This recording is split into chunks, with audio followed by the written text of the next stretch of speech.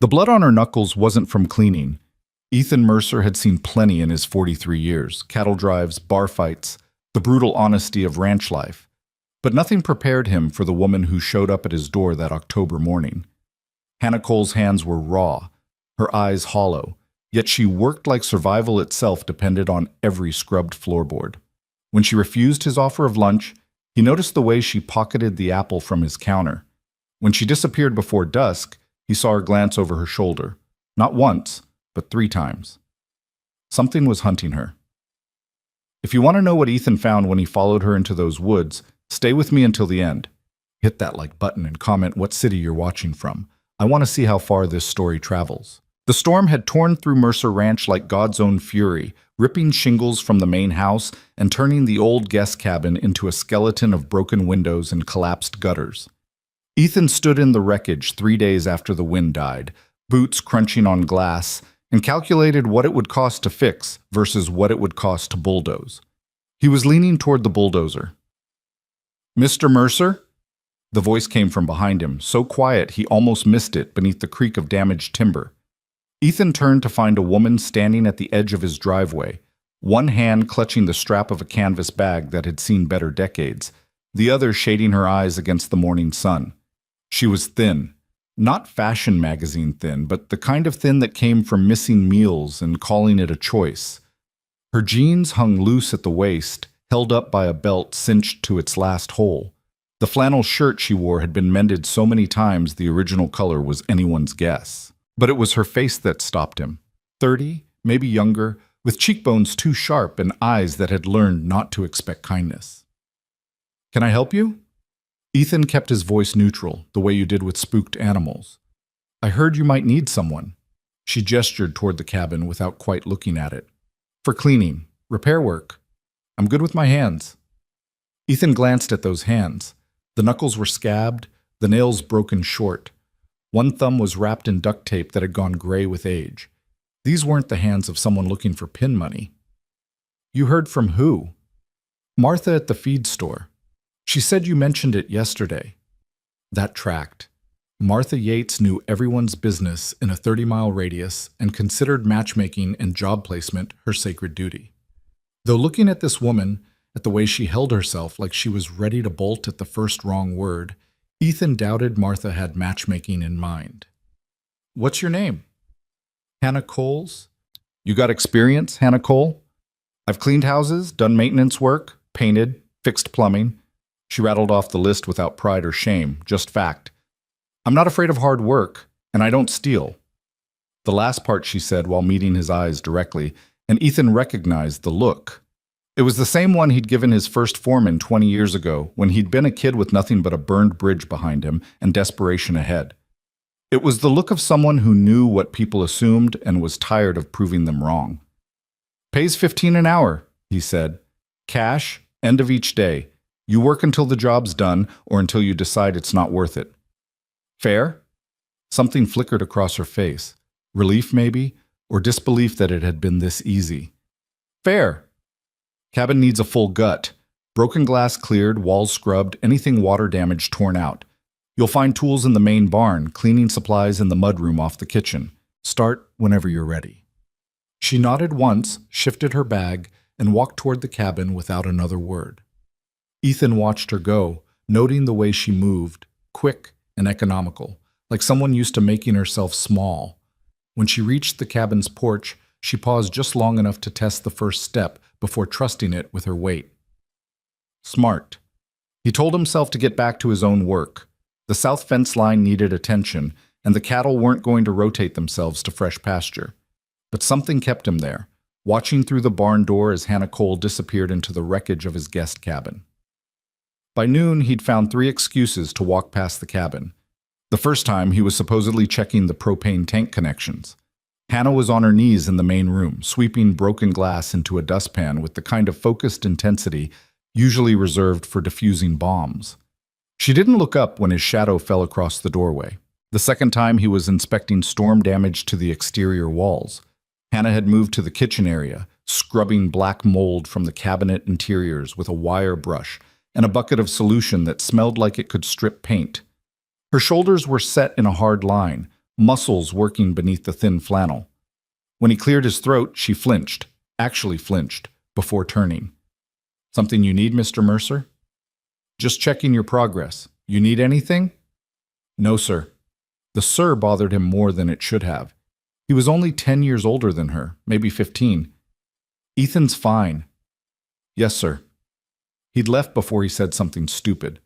The third time, he'd given up pretense entirely and brought her lunch. A sandwich from his own kitchen, thick sliced turkey, lettuce, tomato, the good cheese from the farmer's market, and a thermos of coffee. Hannah was in the bathroom, on her back beneath the sink, wrestling with a corroded pipe joint. He could hear her breathing hard, the clank of metal on metal. "Brought you some food," he called from the doorway. The clanking stopped.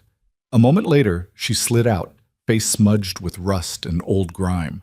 Her eyes went to the sandwich like a starving dog that had learned not to beg. "That's kind, but I'm fine." "When's the last time you ate?" "I had breakfast." It was a lie. He could tell by the way she couldn't quite meet his eyes when she said it, by the way her hand had drifted unconsciously toward her hollow stomach before she caught herself. "Humor me," he said, setting the sandwich on the cleanest section of counter he could find. "You pass out from low blood sugar. That's a workers' comp nightmare I don't need." She stared at the sandwich for 3 heartbeats. 4. Then, moving like she expected it to be snatched away, she picked it up and took a bite. Her eyes closed. Just for a second, but long enough that Ethan had to look away from the naked gratitude there. "Thank you," she said quietly. "Least I can do. You're making better progress than I expected. I'll have the main room cleared by tonight. Kitchen by tomorrow if the plumbing cooperates." "No rush, I've got—" But she was already sliding back under the sink, sandwich clamped between her teeth, conversation over. Ethan took the hint and left, but not before noticing that the apple he'd left on the counter that morning, the one from the fruit bowl in his kitchen, was gone. The sun was dropping toward the mountains when Hannah emerged from the cabin. Ethan was in the barn, supposedly organizing tack, but really he was watching the driveway. She'd worked for 8 straight hours, visible through the cabin windows like a ghost moving through the wreckage, never stopping, never slowing. She walked to the barn with that same quick, nervous energy, shoulders already tensing for dismissal or worse. "Finished for the day?" he asked. "Yes, sir." "Main room's clear, kitchen's next. I'll be back at 7 tomorrow if that suits." Ethan pulled out his wallet, counted out 8 $20 bills, a full day's work at $15 an hour, plus a little extra, and held them out. Hannah's eyes went wide. "That's too much. You worked hard, earned it. We agreed on 15 an hour, and I'm the boss, so I can pay bonuses if I want." He kept his hand extended. "Take it, Hannah." She did finally, fingers trembling slightly as they closed around the bills. She folded them once, twice, and tucked them into her front pocket with the care of someone handling something precious and fragile. "Thank you, Mr. Mercer." "Ethan." "Thank you, Ethan." She turned to go, and that's when he saw it, the glance over her shoulder. Quick, almost furtive, scanning the empty driveway and the tree line beyond like she expected to see something, someone. "You need a ride somewhere?" The question was out before he'd thought it through. "No, thank you. I've got my own way. It's getting dark. I know these roads." She was already walking, moving faster now, that canvas bag clutched tight. Ethan watched her reach the end of his driveway and turn left onto the county road, heading not toward town but deeper into the rural maze of old logging roads and forgotten properties. He told himself to let it go. She was an employee, nothing more. What she did on her own time was her business. But that look over her shoulder stayed with him through dinner, through his evening routine, through the scotch he poured and didn't drink while sitting on his porch and watching the stars come out over land his family had worked for 3 generations. Something was wrong. The next morning, Hannah arrived at 6:47 a.m., 13 minutes early. Ethan knew because he'd been awake since 5, watching the driveway with his coffee going cold in his hand. She approached the cabin with the same quick efficiency, already pulling on work gloves before she reached the door. "Morning," he called from the porch. She startled, actually jumped, before recognition smoothed her features into something carefully neutral.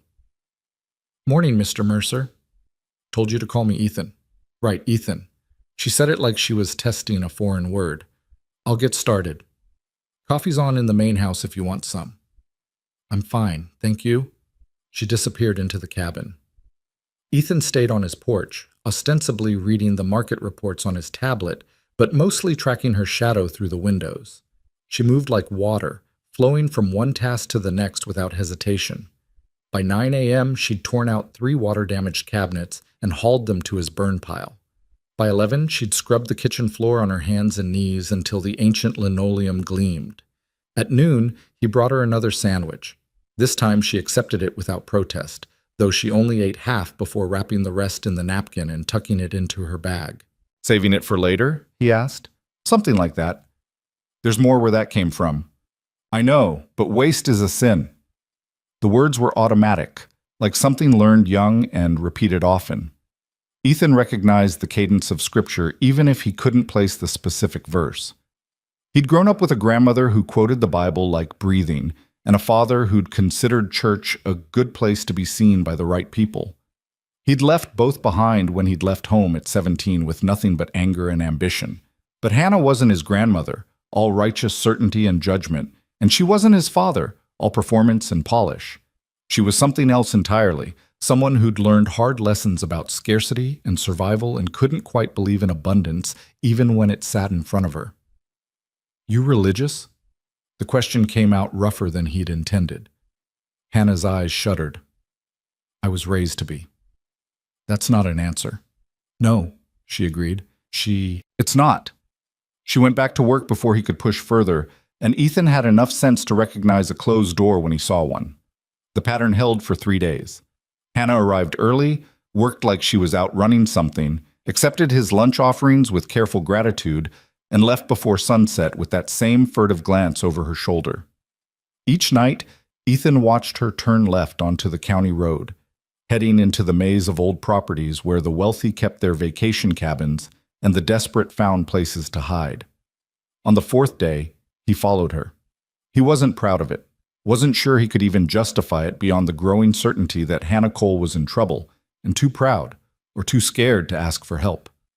But when she left at 5:43 p.m., moving faster than usual, shoulders hunched like she was bracing against a cold wind, Ethan gave her a 30-second head start and then climbed into his truck. He kept his distance, hanging back far enough that his headlights wouldn't give him away in the growing dusk.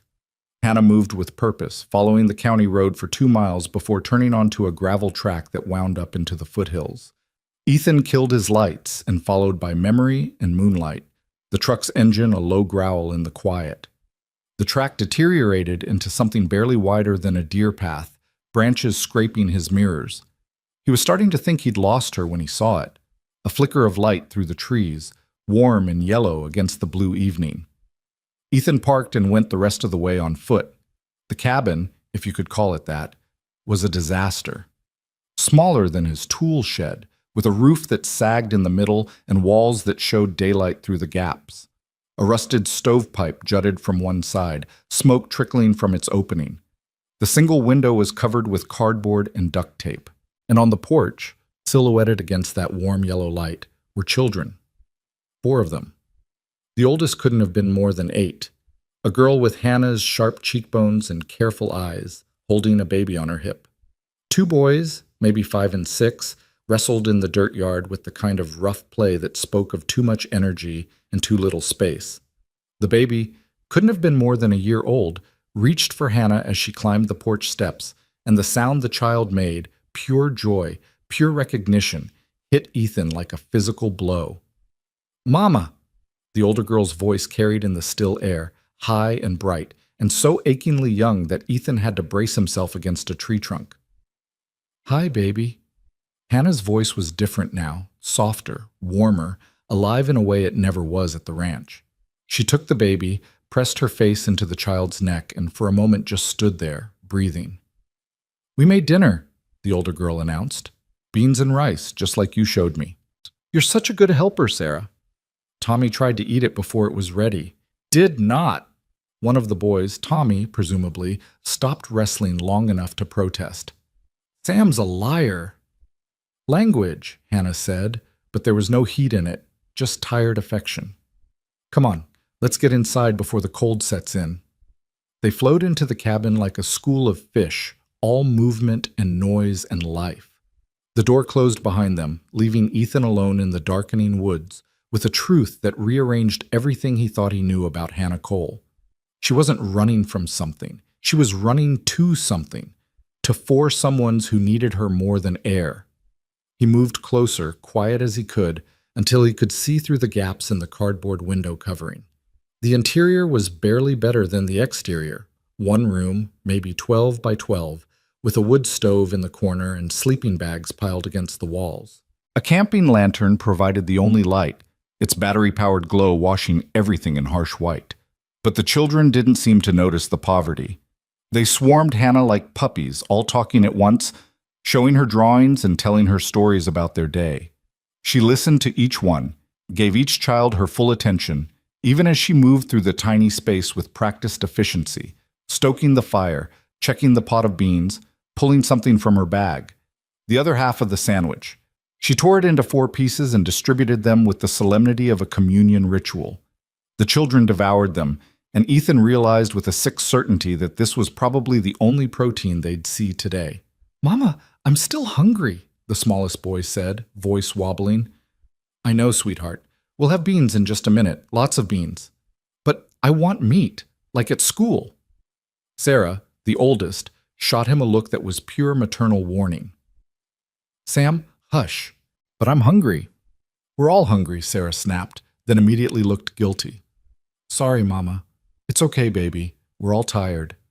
Hannah's voice stayed gentle, even as her hands clenched into fists at her sides. "Tell you what, tomorrow's Saturday. I'll see if Mr. Mercer has any extra eggs. We can make breakfast for dinner. How's that sound?" The children's faces lit up like she'd promised them Disney World. Eggs. She was promising them eggs, and they looked at her like she'd hung the moon. Ethan backed away before he could see more, before the fury building in his chest could do something stupid like announce himself. He made it back to his truck on autopilot, hands shaking as he gripped the steering wheel. 4 kids. 4 kids living in a shack that wasn't fit for livestock, eating beans and rice and rationing sandwich halves like treasure. 4 kids whose mother worked herself to the bone for $15 an hour and still couldn't keep them fed. The math was brutal and simple. Hannah was probably clearing, $300 a week after he'd hired her? Even with the bonuses, he'd been sneaking into her pay.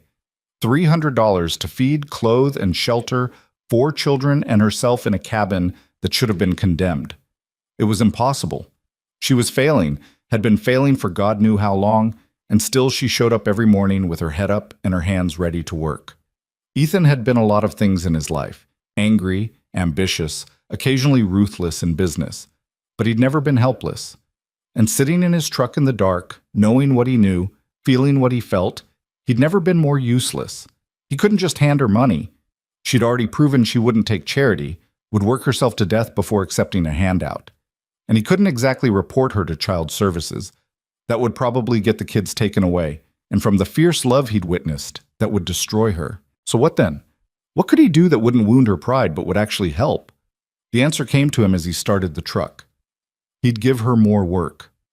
The next morning, Ethan was waiting when Hannah arrived at 6:45. She froze when she saw him on the cabin porch, and he saw the flash of fear before she controlled it. "Something wrong?" she asked carefully. "Well, got a proposition for you." "I'm listening." "Cabin's coming along faster than I expected, thanks to you, but I've been thinking the main house could use some attention too. Deep cleaning, organization, that kind of thing. And the stables haven't been properly mucked out in 2 months." He kept his voice casual, like this was just a business transaction. "I could use someone reliable, extra hours if you want them, same pay." Hannah's eyes narrowed, and Ethan could practically see her calculating. More work meant more money, but it also meant more time away from her kids. "How many hours?" "As many as you're willing to give. Could be full-time if you want it. I've got obligations. In the evenings. Work whatever schedule works for you. Just let me know your availability." She studied him for a long moment, and Ethan kept his expression neutral, praying she couldn't see the truth written on his face. Finally, she nodded. "I could do 8 to 5, Monday through Friday. Maybe a half-day Saturday if you need it. That'd be perfect. When can you start on the house? Cabin's almost done. Give me 2 more days and I'll switch over. Sounds good. She turned to go, then paused. Mr. Mercer, Ethan, why are you doing this? Doing what? Being kind. The question hit him harder than it should have. Maybe I just need the help. Maybe. She didn't sound convinced, but she didn't push. I'll see you Monday. Ethan watched her walk to the cabin, shoulders a little less tense than yesterday, and allowed himself a small victory. It wasn't enough. Wasn't even close to enough. But it was something. He spent the weekend pretending to work while actually planning. The main house had 6 bedrooms, 4 bathrooms, a kitchen bigger than Hannah's entire cabin, and more square footage than any one person needed. The guest wing hadn't been used since his mother died 3 years ago, rooms gathering dust while he rattled around in his master suite like a ghost haunting his own life. There was space here, more space than he knew what to do with. But first he needed to understand exactly what he was dealing with. Who was Hannah Cole really? Where had she come from? And most importantly, who had put that look in her eyes, the one that said she was always one step ahead of something terrible? Sunday afternoon, he drove into town and found Martha Yates at the feed store, presiding over her domain like a benevolent dictator. Ethan Mercer, she announced when he walked in, twice in 2 weeks. Should I alert the media? Very funny, Martha. What can I do for you, honey? That woman you sent my way. Hannah Cole. What do you know about her? Martha's smile faded. She glanced around the empty store, then gestured for him to follow her to the back office. Once the door was closed, she folded her arms and gave him a look that had withered stronger men than him. Why are you asking? Because she's working for me, and I like to know who's on my property. Bull, you're asking because you're interested. Martha. Don't Martha me.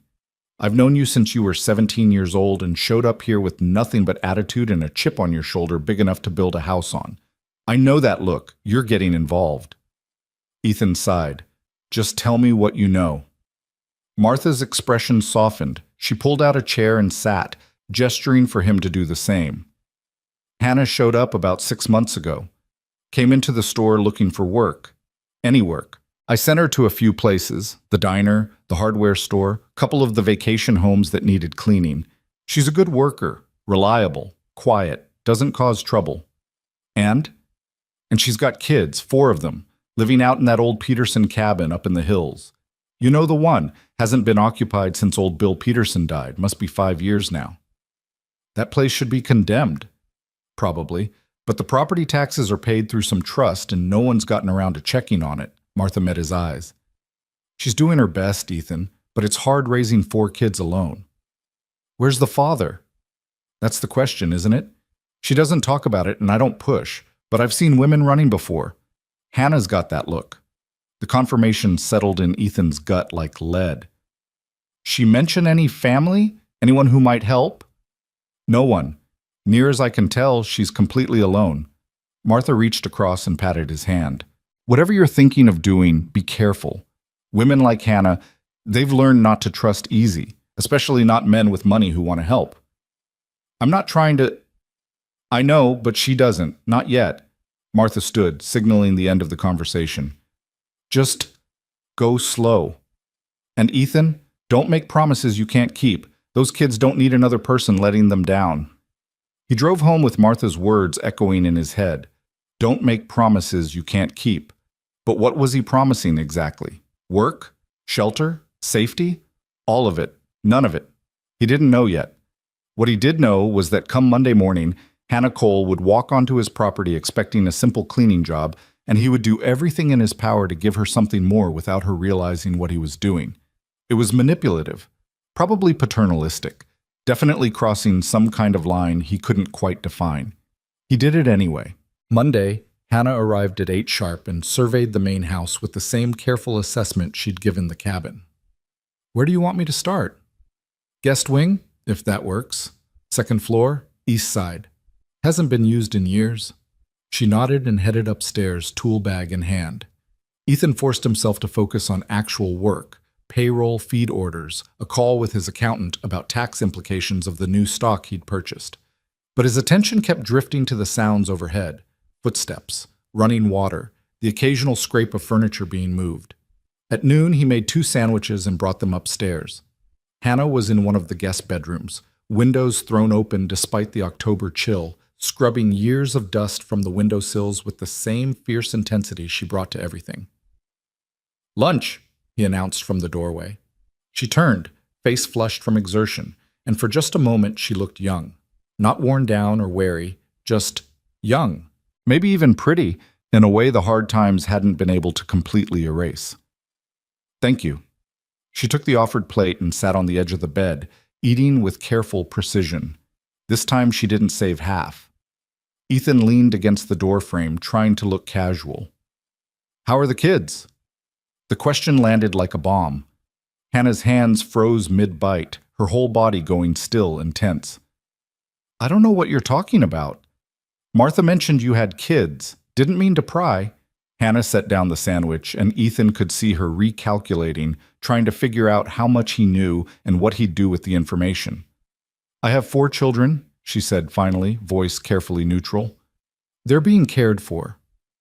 "I'm sure they are." "Is that going to be a problem for the job?" "Why would it be?" "Some employers don't like complications." "Hannah, I don't care if you have 4 kids or 14.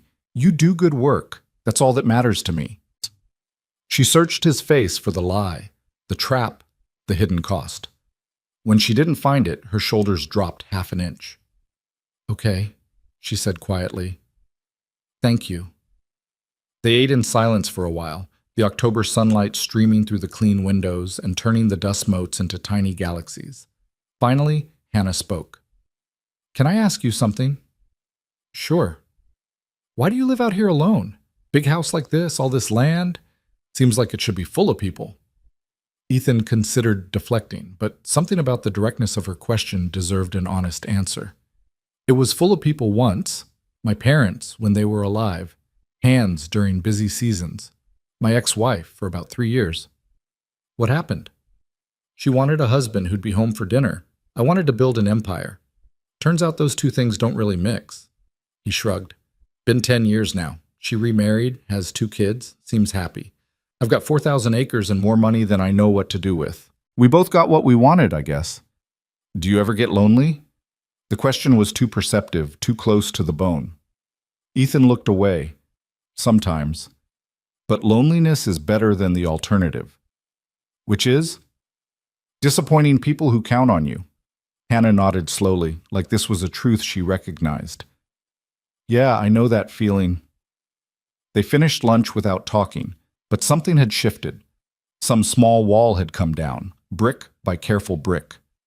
That night, Ethan didn't follow Hannah home. He didn't need to.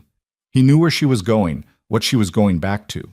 Knew she'd split whatever dinner she'd managed to scrape together into 5 portions and call it enough. Knew she'd tuck those kids into sleeping bags and tell them stories to keep them warm when the fire burned low. Knew she'd do it all again tomorrow, and the day after, and the day after that, until either something broke or something changed. He intended to be the change, but slowly, carefully, without spooking her or crushing the fierce pride that kept her spine straight and her head up. It was going to be a delicate operation, this thing he was planning. One wrong move and she'd bolt, take those kids and disappear, and he'd never find them again. So he'd be patient, he'd be smart, and he'd be ready when the storm came. Because looking at Hannah Cole, at the shadows in her eyes and the scars on her hands, Ethan knew with absolute certainty that a storm was coming. The only question was whether they'd be ready when it arrived. The change started small, so small Hannah almost didn't notice. On Tuesday, Ethan asked if she'd mind organizing his office while he was out checking fence lines. The room was a disaster of old receipts, equipment manuals, and filing that hadn't been touched in years. It would take days to sort through properly. "Take your time," he said, handing her a key to the filing cabinets. "No rush." By Wednesday, she'd created a system that would have made a professional accountant weep with joy. Ethan came back to find every document categorized, labeled, and filed in a way that actually made sense. He stood in the doorway for a full minute, just staring. "You didn't have to do all this." Hannah looked up from where she was wiping down the desk, surprise flickering across her face. "You asked me to organize it." "I meant straighten up a bit. This is..." Hannah, this is incredible. She ducked her head, but he caught the pleased flush on her cheeks.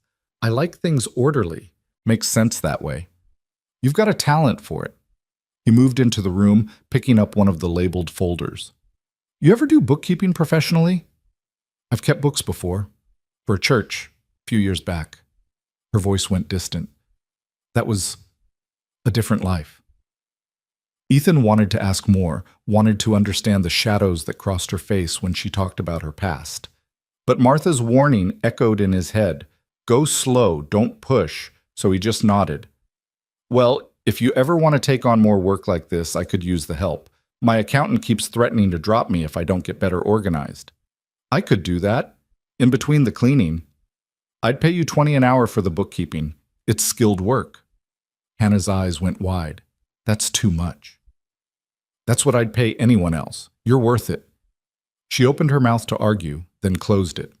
Ethan could see her doing the math, calculating what an extra $5 an hour would mean, what it could buy, who it could feed. Okay, she said quietly. Thank you. That night, Ethan made his first deliberate move. He loaded a box with what he told himself were supplies Hannah would need for the office work, pens, legal pads, folders. But buried beneath the office supplies were things that had nothing to do with work. A package of batteries for camping lanterns, a warm fleece blanket, tags still on, a box of protein bars, kids' vitamins. He packed it carefully, casually, like it was all just part of the job. Thursday morning, he left it on the kitchen counter with a note. Supplies for the office. Take whatever you need. E. He watched from the barn as Hannah found it, saw her pull out the pens and folders, nodding to herself. Then she found the blanket.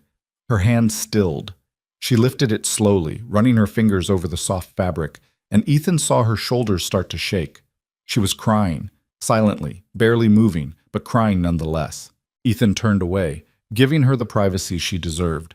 When he looked back 5 minutes later, the blanket was gone, packed carefully into her canvas bag along with the batteries and vitamins. The protein bars had disappeared into her coat pockets. She didn't thank him, didn't mention it at all when he came up to the house for lunch. But that afternoon, when she was scrubbing the kitchen floor and thought he wasn't looking, he caught her humming. Just a few bars of some melody he didn't recognize, but it was the first time he'd heard her make any sound that wasn't absolutely necessary. It felt like victory. Friday, Ethan pushed a little further. He accidentally made too much dinner. A whole roasted chicken, mashed potatoes, green beans, enough to feed 6 people easily, and brought it to the house right as Hannah was finishing up. My timing's off, he said, gesturing to the spread he'd laid out on the kitchen table. Made way too much. You hungry? Hannah stared at the food like it might disappear if she looked away. I should get home. It'll just go to waste otherwise. I hate eating alone anyway. It was blatant manipulation, and they both knew it. But hunger was a powerful motivator, and after a moment's hesitation, Hannah sat. They ate in silence at first, but food had a way of loosening tongues, and eventually Hannah started talking. Small things at first, observations about the house, questions about the ranch operations, safe topics that didn't venture anywhere personal. Ethan answered, asked his own careful questions, and slowly, piece by piece, began to assemble the puzzle of Hannah Cole. She'd grown up in a small town in Wyoming. Her father had been a pastor, strict and certain about the way the world should work. Her mother had been quiet, obedient, the kind of woman who ironed her husband's shirts and never questioned his authority. I thought that's what love looked like, Hannah said, pushing potatoes around her plate. Total surrender, complete submission. I thought that's what I was supposed to want. And then? And then I met Caleb Ross at a church social when I was 17. He was 25, charming, said all the right things. My father approved. We were married 6 months later. The way she said her ex-husband's name, flat, emotionless, like she was talking about a natural disaster, told Ethan everything he needed to know about how that marriage had ended. The kids? He asked gently. Sarah's 7, Tommy's 6, Sam's 4, and Lily just turned 1. Her voice softened when she talked about them. They're good kids, smart, resilient. They deserve so much better than what I can give them. You're doing your best. My best isn't enough. The words came out bitter. You know what Sam asked me yesterday? If we could have meat for dinner, just once. A 4-year-old shouldn't have to beg for basic nutrition. Ethan's jaw clenched. Where's their father? Hannah's laugh was harsh. Last I heard, Montana, or maybe Idaho. Caleb's not real big on staying put or paying child support. You could take him to court. With what lawyer? What money? And even if I won, you can't garnish wages from someone who works under the table and moves every few months. She met his eyes. I learned a long time ago that some battles aren't worth fighting. Better to just survive. The defeat in her voice made something crack in Ethan's chest, but before he could respond, Hannah was standing clearing her plate. I should go. Kids will be worried. Take the leftovers. Ethan, please. He was already packing the remaining chicken, the potatoes, everything into containers. I meant what I said. It'll just go to waste. She took the containers with shaking hands, and this time she did thank him, voice thick with emotion she couldn't quite hide. After she left, Ethan sat alone in his too big kitchen and made a decision. He pulled out his phone and called his lawyer. Jim, it's Ethan Mercer. I need you to look into something for me. Quietly. What kind of something? Child support case. Woman named Hannah Cole, ex-husband Caleb Ross. I want to know if there's anything that can be done. Ethan, are you getting involved in... Just look into it, please. Jim sighed. I'll see what I can find, but if this guy's as much of a deadbeat as you're implying, don't get your hopes up. The system's not kind to women in her situation. Then we'll have to be kinder. That weekend, Ethan drove out to the Peterson cabin. Not to spy this time, but to assess. He parked a quarter-mile away and walked the rest, approaching from an angle where he wouldn't be seen from the windows. In daylight, it looked even worse. The roof was one bad storm away from collapse. The walls had gaps wide enough to stick a hand through. The whole structure listed slightly to the left, like it was too tired to stand up straight anymore. And on the porch, Sarah Cole sat with a book, reading aloud to her younger siblings, while baby Lily napped in a wooden crate that had been lined with what looked like Ethan's fleece blanket. The protein bars sat stacked neatly on an overturned bucket that served as a table. Sarah's voice carried in the morning air, clear and patient, as she sounded out words for Tommy and Sam. She couldn't have been more than 7, but she read with the careful enunciation of someone who'd been teaching herself for years. Ethan stayed hidden, watching this tiny kingdom of resilience, and felt his resolve harden into something unbreakable. These kids deserved better. Hannah deserved better. And he had the means to provide it. The question was how to do it without destroying Hannah's pride in the process. Monday morning, he had a plan. Hannah, I need to talk to you about something. She looked up from the bathroom she'd been scrubbing, instantly wary. If this is about Friday, it's about the guest wing. I've been thinking. He'd rehearsed this, made it sound casual. I'm going to start hosting clients here. Business dinners, that kind of thing. Need to make the right impression. Okay? Which means I need someone who can help me entertain. Cooking, serving, making sure everything runs smoothly. It'd be evening work, couple times a month to start. I'd pay you $30 an hour. Hannah's eyes narrowed. $30 an hour to serve dinner? To coordinate the whole event, menu planning, cooking, setup, cleanup.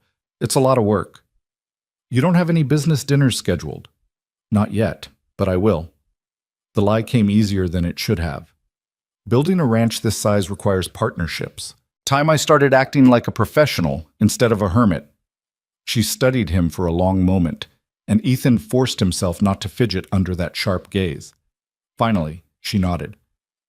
If you're serious, I can do that, but I'd need notice, and I'd need to arrange care for my kids. What if you didn't? Didn't what? Need to arrange care. What if you just brought them here? Hannah went very still. I'm not bringing my children to your home, Mr. Mercer. It's Ethan, and why not? I've got 6 bedrooms sitting empty. They could do homework, watch TV, play in the yard while you work. Hell, I've got a whole library they could raid. He kept his voice reasonable, like this was the most logical thing in the world. Seems easier than finding a sitter. That's not appropriate. Why not?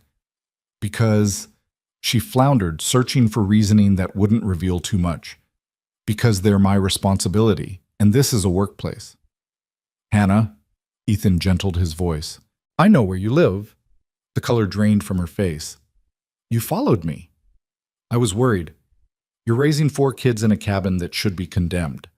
I'm offering you a chance to bring them somewhere warm and safe while you work. That's not charity. That's logistics. You had no right. You're right, I didn't. I'm sorry.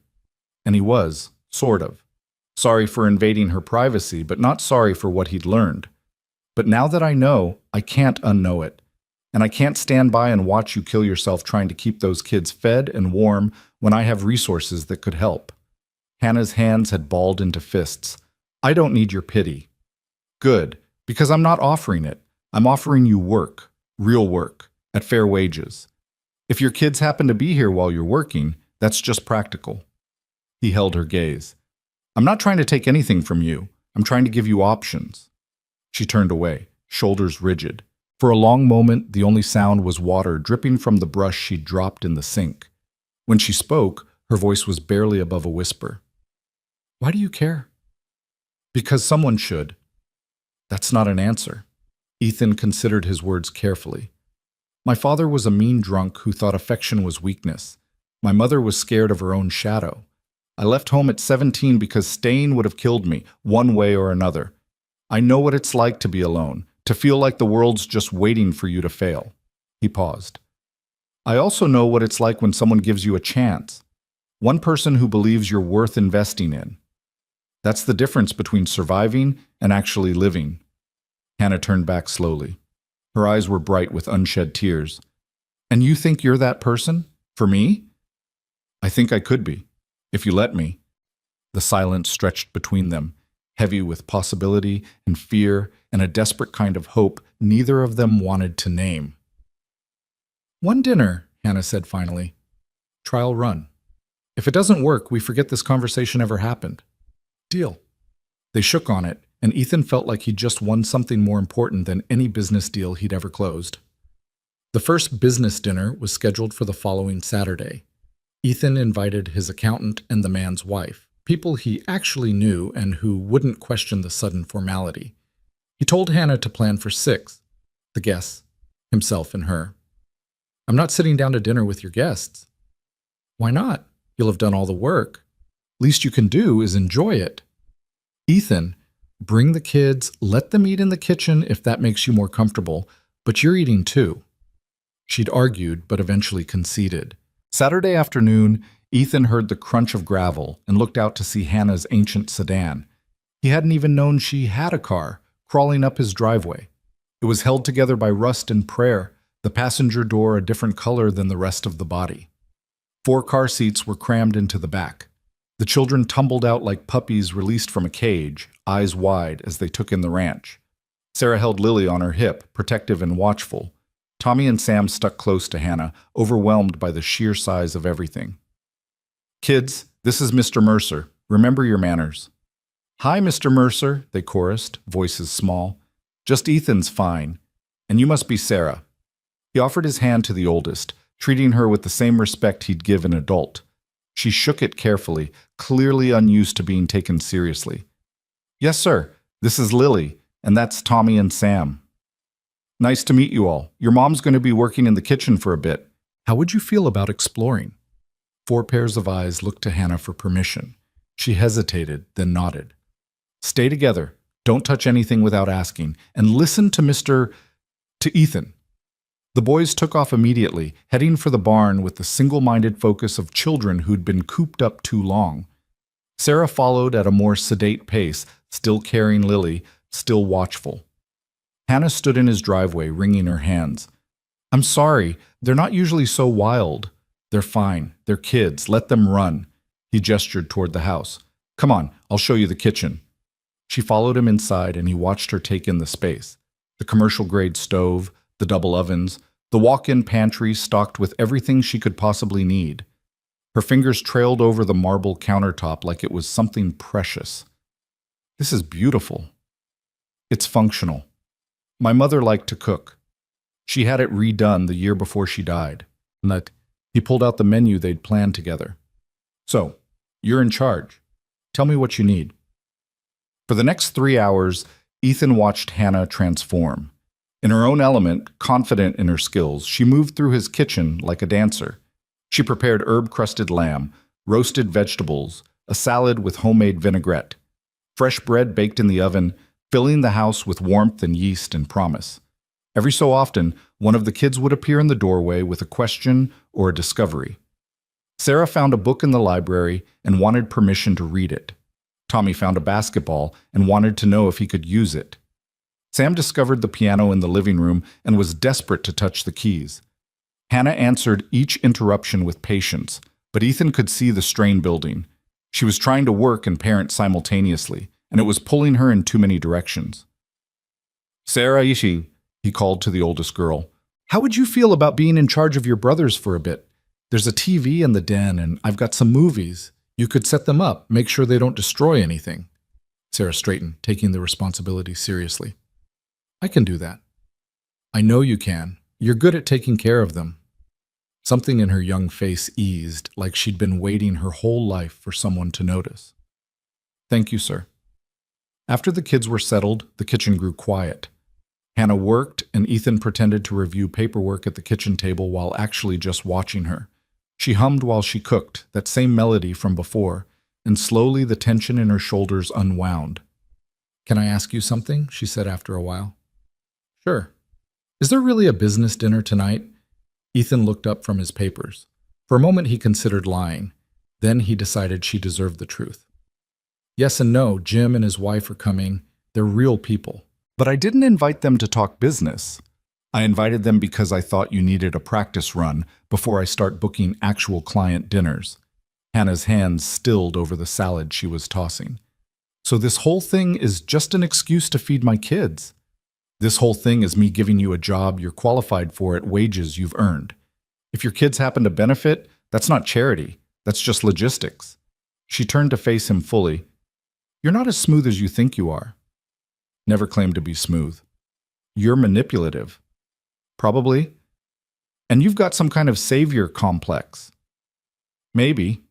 He stood, closing the distance between them. "But I'm also right. You're good at this. You should be getting paid for it, and those kids deserve to eat more than beans and rice." Hannah's jaw worked, emotions playing across her face too fast to name. Finally, she said, "I don't know whether to thank you or slap you. How about you finish dinner, and we'll see how you feel after?" The ghost of a smile crossed her face. "Deal." Dinner was perfect. Jim and his wife, Margaret, arrived right on time, charmed by Hannah's cooking and warmth. The conversation flowed easily, helped by wine and good food and the comfortable atmosphere Hannah had created. In the kitchen, the kids ate like royalty. Ethan had set them up at the breakfast table with their own portions of everything: lamb, vegetables, bread with real butter. He watched Sam's eyes go wide at the first bite of meat. Watched Tommy eat so fast Hannah had to remind him to breathe. Watched Sarah carefully cut Lily's food into tiny pieces while sneaking extra bites for herself. They were still hungry when they finished. Ethan saw Sarah eyeing the remaining bread with longing she tried to hide. "Sarah," he said quietly, "there's ice cream in the freezer. Chocolate and vanilla. Would you and your brothers like some?" Her face lit up like Christmas morning. "Really? Really? Help yourself." Later, after Jim and Margaret had left with promises to return, after the kids had fallen asleep in the den in a pile of blankets and contentment, Hannah found Ethan on the porch.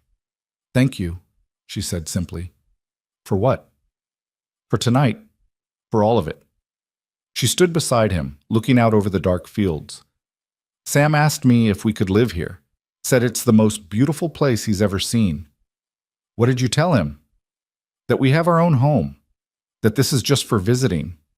Ethan wanted to argue, wanted to tell her that this could be their home if she'd just let it. But he held his tongue. This was her decision to make, her pace to set. "You're welcome here," he said instead.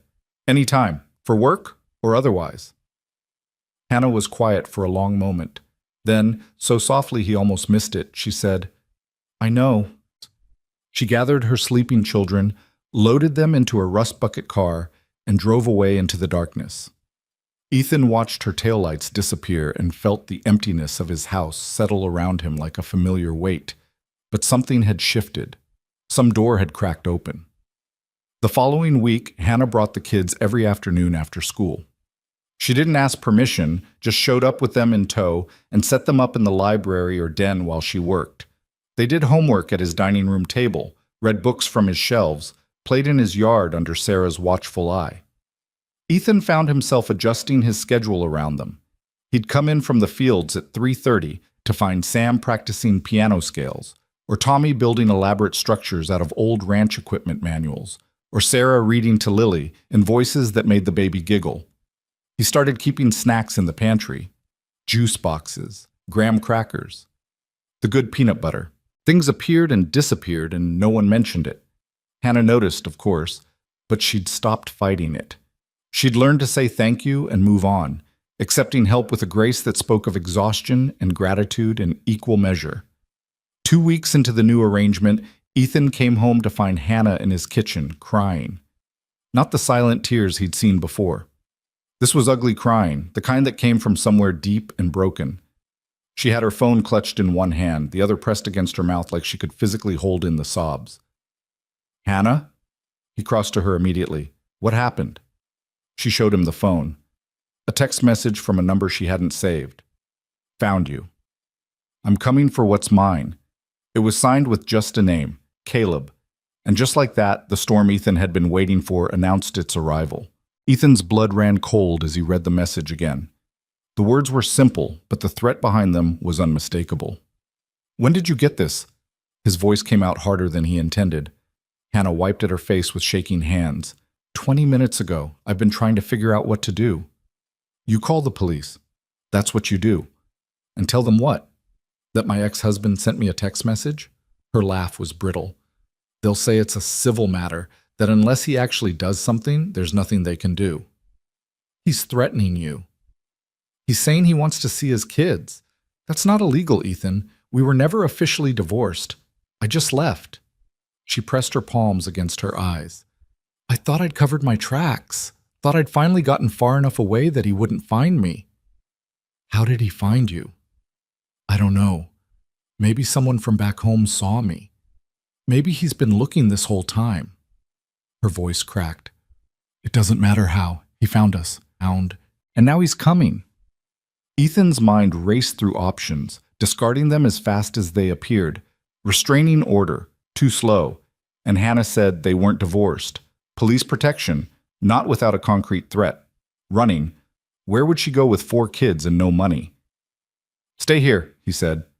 Hannah looked up at him like he'd lost his mind. "What?" "Tonight. Stay here. You and the kids. If he shows up at that cabin and you're not there, that buys us time to figure this out." "Ethan, I can't just move into your house. Why not? You're already here half the time anyway. And if Caleb's serious about coming for you, I'd rather you be somewhere safe. Somewhere with locks on the doors and a man who knows how to use a shotgun if necessary." The mention of the shotgun made Hannah flinch, but she didn't argue. That more than anything told Ethan how scared she really was.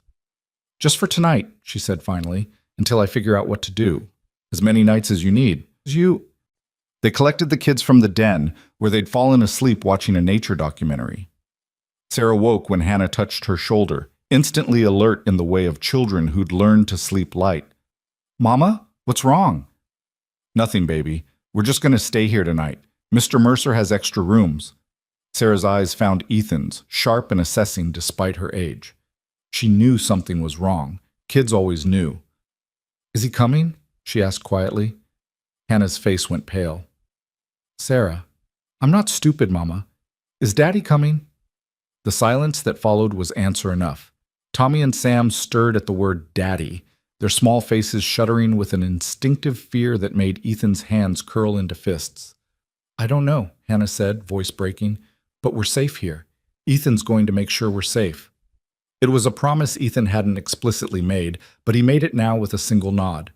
Sarah held his gaze for a long moment, then nodded back. Some understanding passed between them. An alliance formed in the space where words weren't needed.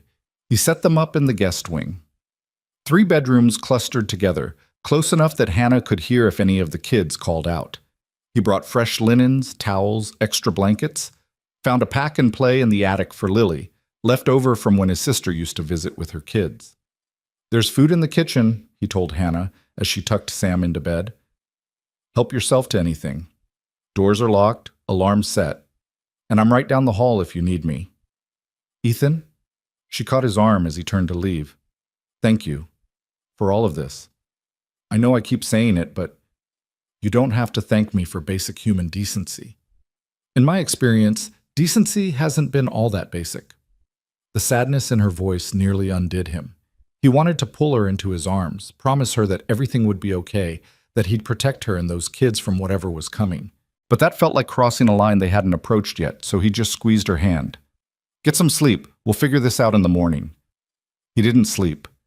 Instead, he sat in his office with a glass of scotch he didn't drink and his phone in his hand, calling in favors from people who owed him.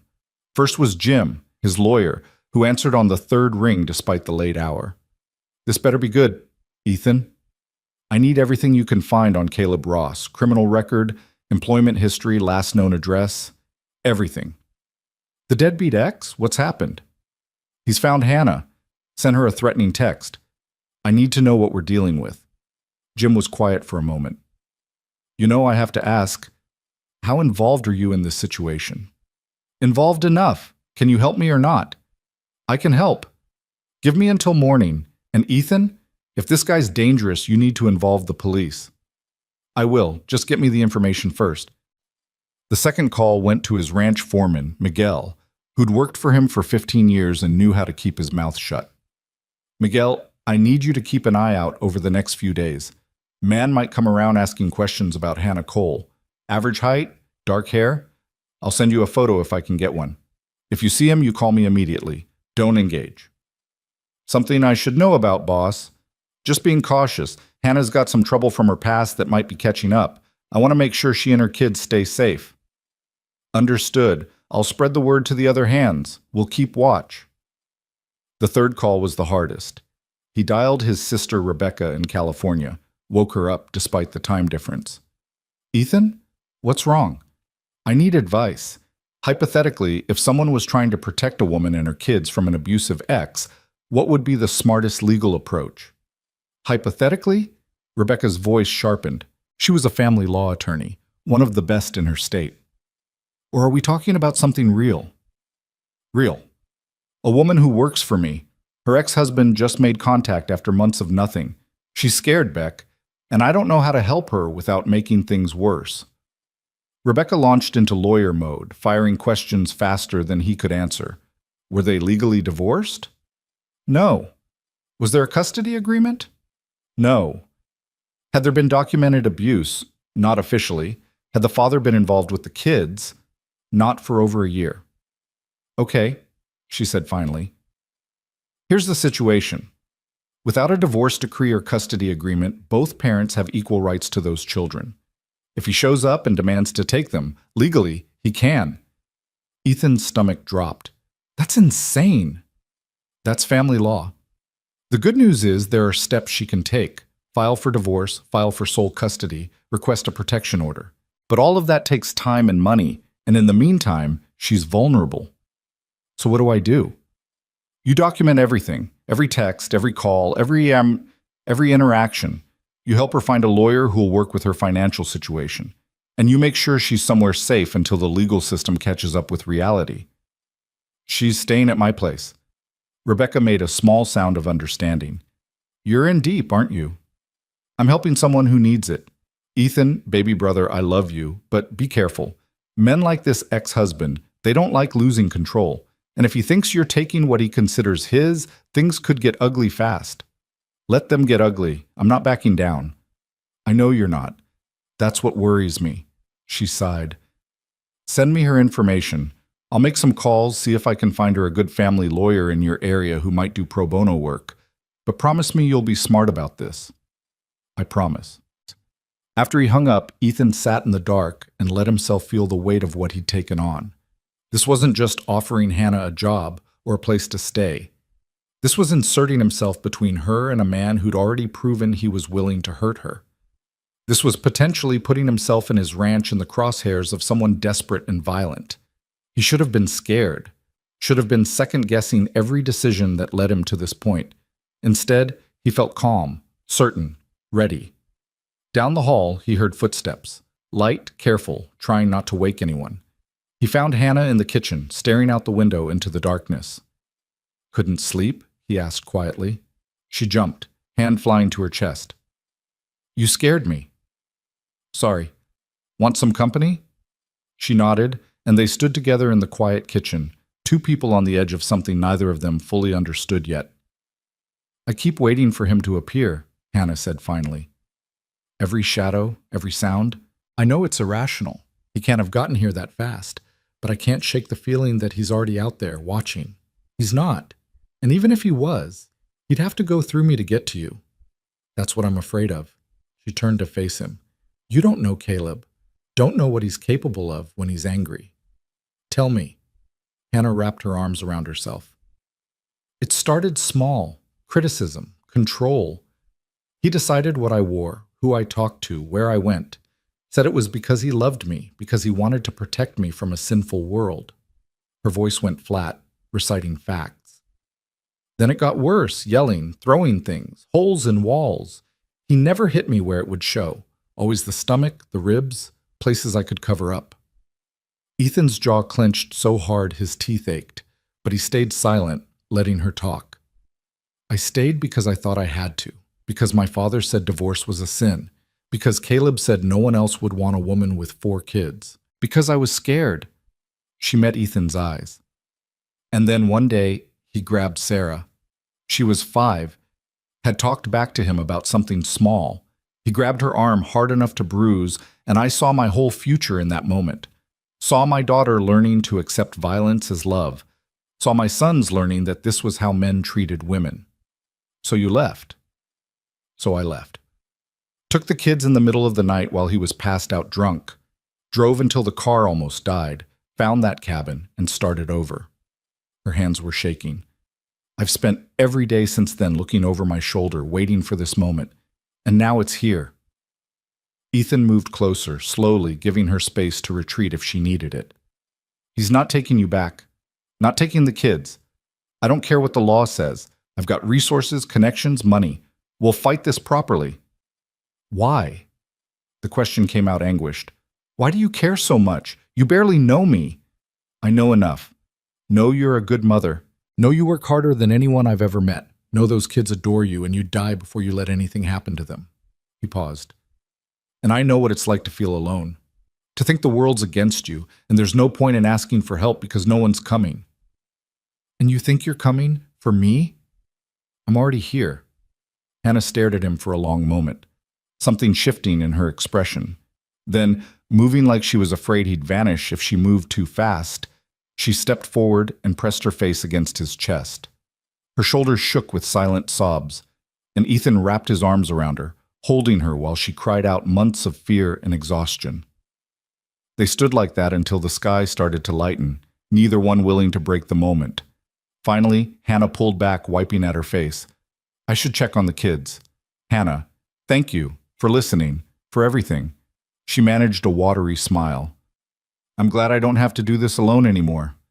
Morning came with Jim's call. Ethan answered on the first ring, stepping out onto the porch so he wouldn't wake anyone. "What did you find?" "Caleb Ross, age 33, 2 arrests for assault, 1 conviction that got pleaded down to disturbing the peace, multiple complaints from former employers about erratic behavior, currently wanted in Montana for failure to pay child support." "Wanted as in there's a warrant?" "Bench warrant, yeah. It's not high priority. Family court stuff usually isn't, but it exists." Jim paused. "Ethan, this guy's bad news. He's got a pattern. Gets work, gets fired, moves on, leaves destruction in his wake. If he's decided he wants those kids back, it's not because he loves them." "Then why?" "Could be a dozen reasons. Control? Revenge? Heard Hannah's got something worth taking. Or maybe he needs them for something. Welfare benefits, tax purposes, who knows? Point is, whatever his motivation, it's not about being a father." Ethan's hands tightened on the porch railing. "What are our options?"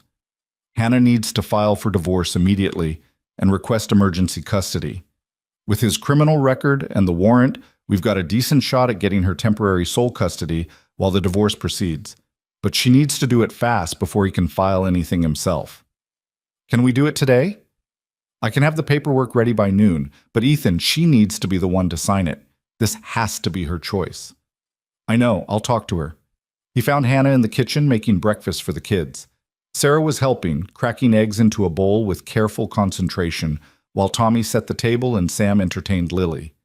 It was so domestic, so normal, that for a moment Ethan could almost forget the storm gathering on the horizon. Hannah, can we talk? In private? She glanced at Sarah. Baby, can you watch your brothers for a few minutes? Yes, Mama. They stepped into Ethan's office, and he closed the door. Hannah listened quietly while he explained what Jim had found, what needed to happen next. When he finished, she was silent for a long time. If I file for divorce, he'll know exactly where I am. He already knows. The text proves that. Filing makes it real, makes it a fight. Hannah, it's already a fight. Has been since you left. You've just been fighting it alone. Ethan leaned against his desk. This way, you've got the law on your side. You've got documentation. You've got a chance to protect those kids legally instead of just running. And what happens if the judge sides with him? If they decide he deserves joint custody? Then we appeal, we fight, we do whatever it takes. He met her eyes. But at least we're fighting smart instead of scared. Hannah wrapped her arms around herself, so small and fragile in his big office. I'm so tired of being scared. I know. And if I do this, if I file, there's no going back. No, there's only going forward. She nodded slowly. Okay, let's do it. They spent the morning preparing. Jim came to the ranch personally, bringing a stack of documents that needed Hannah's signature. Divorce petition, request for emergency custody, application for a protection order. Each signature felt like a declaration of war. This gets filed today, Jim explained. Caleb will be served within 72 hours. Once he receives the papers, he has 30 days to respond. And if he shows up before then? Hannah asked. Then you call the police and you call me. With these filings on record, any attempt to take the children becomes a potential kidnapping charge. Jim softened his voice. You're doing the right thing, Hannah. She didn't look convinced, but she signed the last document and handed it back. After Jim left, the house fell into an uneasy quiet. The kids sensed the tension, going subdued and clingy. Hannah tried to maintain normalcy, but Ethan could see the way her hands shook when she thought no one was looking, the way she startled at every sound. He wanted to promise her everything would be okay, but he'd never believed in empty promises. So instead he stayed close, a solid presence in the background while Hannah tried to hold herself together. The call came 2 days later. Ethan was in the barn when his phone rang, an unknown number that he answered anyway. Mercer. This the guy who's been fucking my wife? The voice was rough, aggressive, everything Ethan had expected and worse. He forced himself to stay calm. This is Ethan Mercer. Who's this? You know who this is. Where's Hannah? If you're Caleb Ross, then you should know that Hannah has filed for divorce and sole custody. Any communication needs to go through her lawyer. I don't give a damn about lawyers. I want to see my kids. That's not my decision to make. The hell it isn't. You're the one keeping them from me. You think I don't know what's going on? Think I don't know you've been sniffing around my family? Ethan's temper flared. Your family. You abandoned them, left them to starve while you ran off to Montana. Who the hell do you think you are? Some rich asshole who thinks he can buy whatever he wants? Caleb's voice rose. Those are my kids, my wife, and I'm coming to get what's mine. They're not property, Caleb. They're people, and they don't want anything to do with you. Then I'll make them want it. I've got rights. The law says those kids are half mine. The law also says you owe thousands in child support. There's a warrant out for you in Montana. You really want to push this? The silence on the other end was dangerous. When Caleb spoke again, his voice was low and controlled in a way that was somehow worse than the yelling. You don't know who you're messing with, Mercer. You think your money protects you, your big ranch? I've taken down bigger men than you, and when I'm done, you're going to wish you'd never heard the name Hannah Cole. The line went dead. Ethan immediately called Jim, then the sheriff's office, reporting the threat. But he knew, deep in his gut, that documentation wouldn't be enough. Caleb Ross was coming, and when he arrived, words on paper wouldn't stop him. He found Hannah in the kitchen, teaching Sarah how to make bread. The domesticity of the scene, flour on their noses, Lily banging a wooden spoon on the floor, the smell of yeast and warmth made what he had to tell her even harder. "Hannah," Caleb called. Her hands froze mid-need. "What did he say?" Ethan told her, editing out the worst of the threats but keeping enough that she'd understand the danger. Sarah listened from her position at the counter, face carefully blank in that way that meant she was absorbing every word. "He's going to come here," Hannah said. Hannah, it wasn't a question. "Probably." "When?" "I don't know, but we'll be ready." That night, Ethan taught Hannah how to use the shotgun he kept in his office. She was a surprisingly good shot, steady-handed and focused once she got over her initial fear of the weapon. "I never thought I'd be the kind of person who needed to know this," she said, lowering the gun after hitting 3 clay pigeons in a row. "You're the kind of person who does whatever it takes to protect her kids. If that means learning to shoot, then you learn to shoot." They practiced until dark, until Hannah could load, aim, and fire without hesitation. It wasn't much, but it was something. A small piece of control in a situation where she'd had none. Caleb showed up 3 days later. Ethan was in the south pasture when Miguel called, voice tight with tension. "Boss, we got a problem. There's a guy at the main gate demanding to see Hannah. Says he's her husband. He's drunk, aggressive, and he's got a tire iron. Keep him at the gate. I'm on my way. And Miguel, call the sheriff." Ethan drove faster than he should have, truck kicking up dust on the ranch roads. He called Hannah as he drove. "Lock the doors, take the kids to the master bedroom. It's got a reinforced door and its own phone line. Do not come out until I tell you it's safe." "Ethan, please, Hannah, trust me." He heard her gathering the kids, her voice calm even as she hurried them along. "Okay, we're moving now. Be careful." "Always am." The lie tasted bitter. Caleb Ross was exactly what Ethan expected. Average height, wiry build, eyes red-rimmed from drinking and driving. He paced in front of the gate like a caged animal, tire iron swinging loosely in one hand. Miguel and 2 other ranch hands stood between Caleb and the property, their posture casual but ready. They'd been in enough bar fights to know how this could go. "You Mercer?" Caleb called when Ethan's truck pulled up. "I am." "Then open this gate and let me see my family." "Can't do that, Caleb."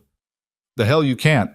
Caleb slammed the tire iron against the gate, the clang echoing across the fields. "Those are my kids in there, my wife. You got no right keeping them from me." "Hannah's filed for divorce. You've been served. You know the rules." "I don't give a damn about your rules." Caleb's face was flushed, veins standing out on his neck. "You think you're some kind of hero, saving the poor, helpless woman? She'd tell you about herself, about what she really is?" "I know everything I need to know." "You don't know shit. Hannah's a liar, a thief. She stole my kids, stole money, stole my life." He pointed the tire iron at Ethan. "And now she's got you wrapped around her finger, probably spreading her legs to keep a roof over her head." The rage that flooded through Ethan was white-hot and dangerous. He saw Miguel tense, ready to intervene if Ethan did something stupid. "You need to leave," Ethan said, voice deadly calm. "The sheriff's on his way. You've got a warrant in Montana. You really want to add trespassing and assault to your problems?" "I'm not trespassing. I'm collecting what's mine." "They were never yours. You lost them the first time you raised your hand to Hannah." Caleb's eyes narrowed. "She's been talking, huh? Playing the victim? That's what she does. Gets people to feel sorry for her so she doesn't have to take responsibility for her own failures. The only failure here is you. As a husband, as a father, as a man." Caleb rushed the gate, slamming into it with his shoulder. The metal held, but barely. Miguel and the hands moved forward, ready to restrain him if necessary. "I'll kill you," Caleb screamed. "You hear me? I'll burn this whole place down before I let you keep them." Sirens wailed in the distance, getting closer. Caleb heard them too, backing away from the gate with wild eyes. "This isn't over, Mercer. You tell Hannah I'm not going anywhere. Those kids are mine, and I'm taking them back. One way or another." He ran for his truck, a beat-up Ford with Montana plates, and peeled out, gravel spraying. The sheriff's car arrived 30 seconds later, but by then Caleb was gone, disappearing down the county road like a ghost. Sheriff Morrison took Ethan's statement, made notes about the threats, promised to put out a bolo for Caleb's truck, but they all knew how these things went. Unless Caleb actually did something, there was only so much the law could do. "You've got good security here," Morrison said, gesturing to the gate and fencing. "Keep it locked. Keep your eyes open. And Ethan, if he comes back, you call us first. Don't try to be a hero." "Wouldn't dream of it, Sheriff." After Morrison left, Ethan went to find Hannah. She was still in the master bedroom, kids clustered around her on the bed. Sarah held the phone in one hand, ready to call 911 if needed. Tommy and Sam pressed against Hannah's sides. Lily slept in her arms, oblivious to the danger. "Is he gone?" Hannah asked. "For now." She nodded, but didn't move. Couldn't move, maybe. Frozen by fear and adrenaline. "He's not going to stop," she whispered. "You heard what he said. He'll burn it all down before he lets us go." "Then we make sure there's nothing left to burn."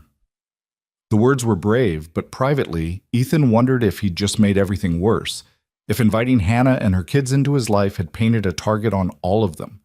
But when Sarah looked at him with those two old eyes and said, "Thank you for protecting us, Ethan," he knew he'd make the same choice 100 times over, even if it meant going to war. The war came in stages, each one more calculated than the last. Caleb didn't return to the ranch that night, or the next, but his presence lingered like smoke, poisoning the fragile sense of safety they'd built. Hannah jumped at shadows. The kids grew quieter, more watchful. Even Lily seemed to sense the tension, fussing more than usual, reaching for her mother with desperate little hands. Ethan upgraded the security. New cameras at every entrance, motion sensors on the perimeter, a direct line to the sheriff's office. Miguel and the ranch hands took turns doing night patrols, circling the property with rifles slung over their shoulders and radios crackling in the darkness. It felt like preparing for a siege, because that's exactly what it was. The first legal volley came 5 days after Caleb's appearance at the gate. A courier arrived with documents. Caleb's response to Hannah's divorce petition. Jim brought them to the ranch personally, his expression grim. "He's filed for joint custody," Jim said, spreading the papers across Ethan's dining room table. Claims Hannah abandoned the marital home, engaged in parental alienation, and is living in an inappropriate situation with a man she's not married to. Hannah's face went white. "He's twisting everything." "That's what abusers do. They rewrite history to make themselves the victim." Jim pulled out another document. "He's also requesting the court order you to return to Montana for the custody hearing. Says that's where the marriage took place, where the kids were born, so that's where jurisdiction lies." "Can they make me go back?" The fear in Hannah's voice was palpable. "Technically, yes, but we can fight it. File a motion to transfer jurisdiction here. Argue that Montana hasn't been your residence for over a year, that the children are established here with school and medical care." Jim looked at Ethan. "The problem is, none of that's true yet. The kids aren't in school here. They don't have medical records here. As far as the court's concerned, they're transient." Ethan's mind raced. "Then we fix that today." Within an hour, he had Sarah, Tommy, and Sam enrolled in the local elementary school. By afternoon, they had appointments with a pediatrician in town for wellness checkups and to establish care. By evening, Hannah had a Montana driver's license application in progress to change her address to the ranch. "This is happening too fast," Hannah protested as Ethan drove them back from the county clerk's office. "You're reorganizing your entire life for us." "I'm establishing a paper trail that shows those kids are residents of this county, with this state's jurisdiction. That's strategy, not charity." "It's still too much," Sarah spoke up from the back seat, voice quiet but firm. "Mama, let him help, please." Hannah turned to look at her daughter, and something passed between them, an understanding that children of chaos developed young, the knowledge that sometimes survival meant accepting help, even when pride screamed to refuse it. "Okay," Hannah whispered. "Okay." The custody hearing was scheduled for 3 weeks out. Jim worked 18-hour days building their case, interviewing witnesses, gathering evidence. He found Hannah's old neighbors in Montana who'd heard the fights, seen the bruises she tried to hide. He documented Caleb's employment history, the pattern of jobs lost to drinking and violence. He pulled school records showing the kids had missed weeks of education during the worst periods of the marriage. But Caleb had his own lawyer now, a slick operator out of Billings who specialized in fathers' rights cases. And he was building a narrative that was disturbingly effective. Hannah as an unstable woman who'd kidnapped his children and shacked up with a rich rancher, living off Ethan's money while keeping a father from his kids. "They're going to make me look like a gold digger," Hannah said one night, staring at the opposition's brief. "Like I seduced you for your money. Let them try. Anyone who spends 5 minutes with you knows that's garbage. You don't understand how this works. I've seen it before in my father's church. Women who left bad marriages, who tried to protect their kids. The community rallied around the husbands, painted the wives as hysterical, ungrateful, rebellious." Her hands shook. The truth didn't matter, just the story people wanted to believe. Ethan took the brief from her hands and set it aside. "Then we make sure our story is louder, more convincing, backed by evidence instead of manipulation. And if it's not enough, then we appeal. We fight at every level until we win." "You keep saying we like this is your fight too." Ethan met her eyes. "It is my fight. Has been since the moment I decided to care about what happened to you and those kids." Hannah looked at him for a long moment, something shifting in her expression. Then she did something that surprised them both. She leaned forward and kissed him. It was brief, tentative, more question than answer. When she pulled back, her cheeks were flushed. "I'm sorry, I shouldn't have—" "Don't apologize." Ethan's voice came out rougher than intended. "But Hannah, you need to know that's not why I'm doing this. I don't have expectations. I'm not keeping score." "I know. That's why I wanted to." She stood, gathering the scattered papers. "I should check on the kids." She left before he could respond, and Ethan sat alone in the quiet house, feeling like something fundamental had shifted beneath his feet. The days before the hearing blurred together. Hannah practiced her testimony until she could recite it without shaking. The kids started school, and Ethan watched them transform in small ways. Tommy's shoulders straightening with pride when he brought home a gold star, Sam making a friend who invited him to play at recess, Sarah joining the school library club and coming home with stacks of books. Even Lily thrived, babbling more, taking her first wobbly steps across Ethan's living room while everyone cheered. These were normal things, everyday miracles that shouldn't have felt revolutionary. But for kids who'd spent a year living in survival mode, normalcy was its own kind of magic. Ethan found himself woven into their routines without quite knowing how it happened. He helped with homework at the kitchen table, his rusty math skills barely keeping pace with third-grade multiplication. He learned to braid Sarah's hair in the mornings, fingers clumsy at first but improving with practice. He discovered that Sam had nightmares and would sometimes appear at his bedroom door in the small hours, asking in a whisper if he could sleep on Ethan's floor. The first time it happened, Ethan had been baffled.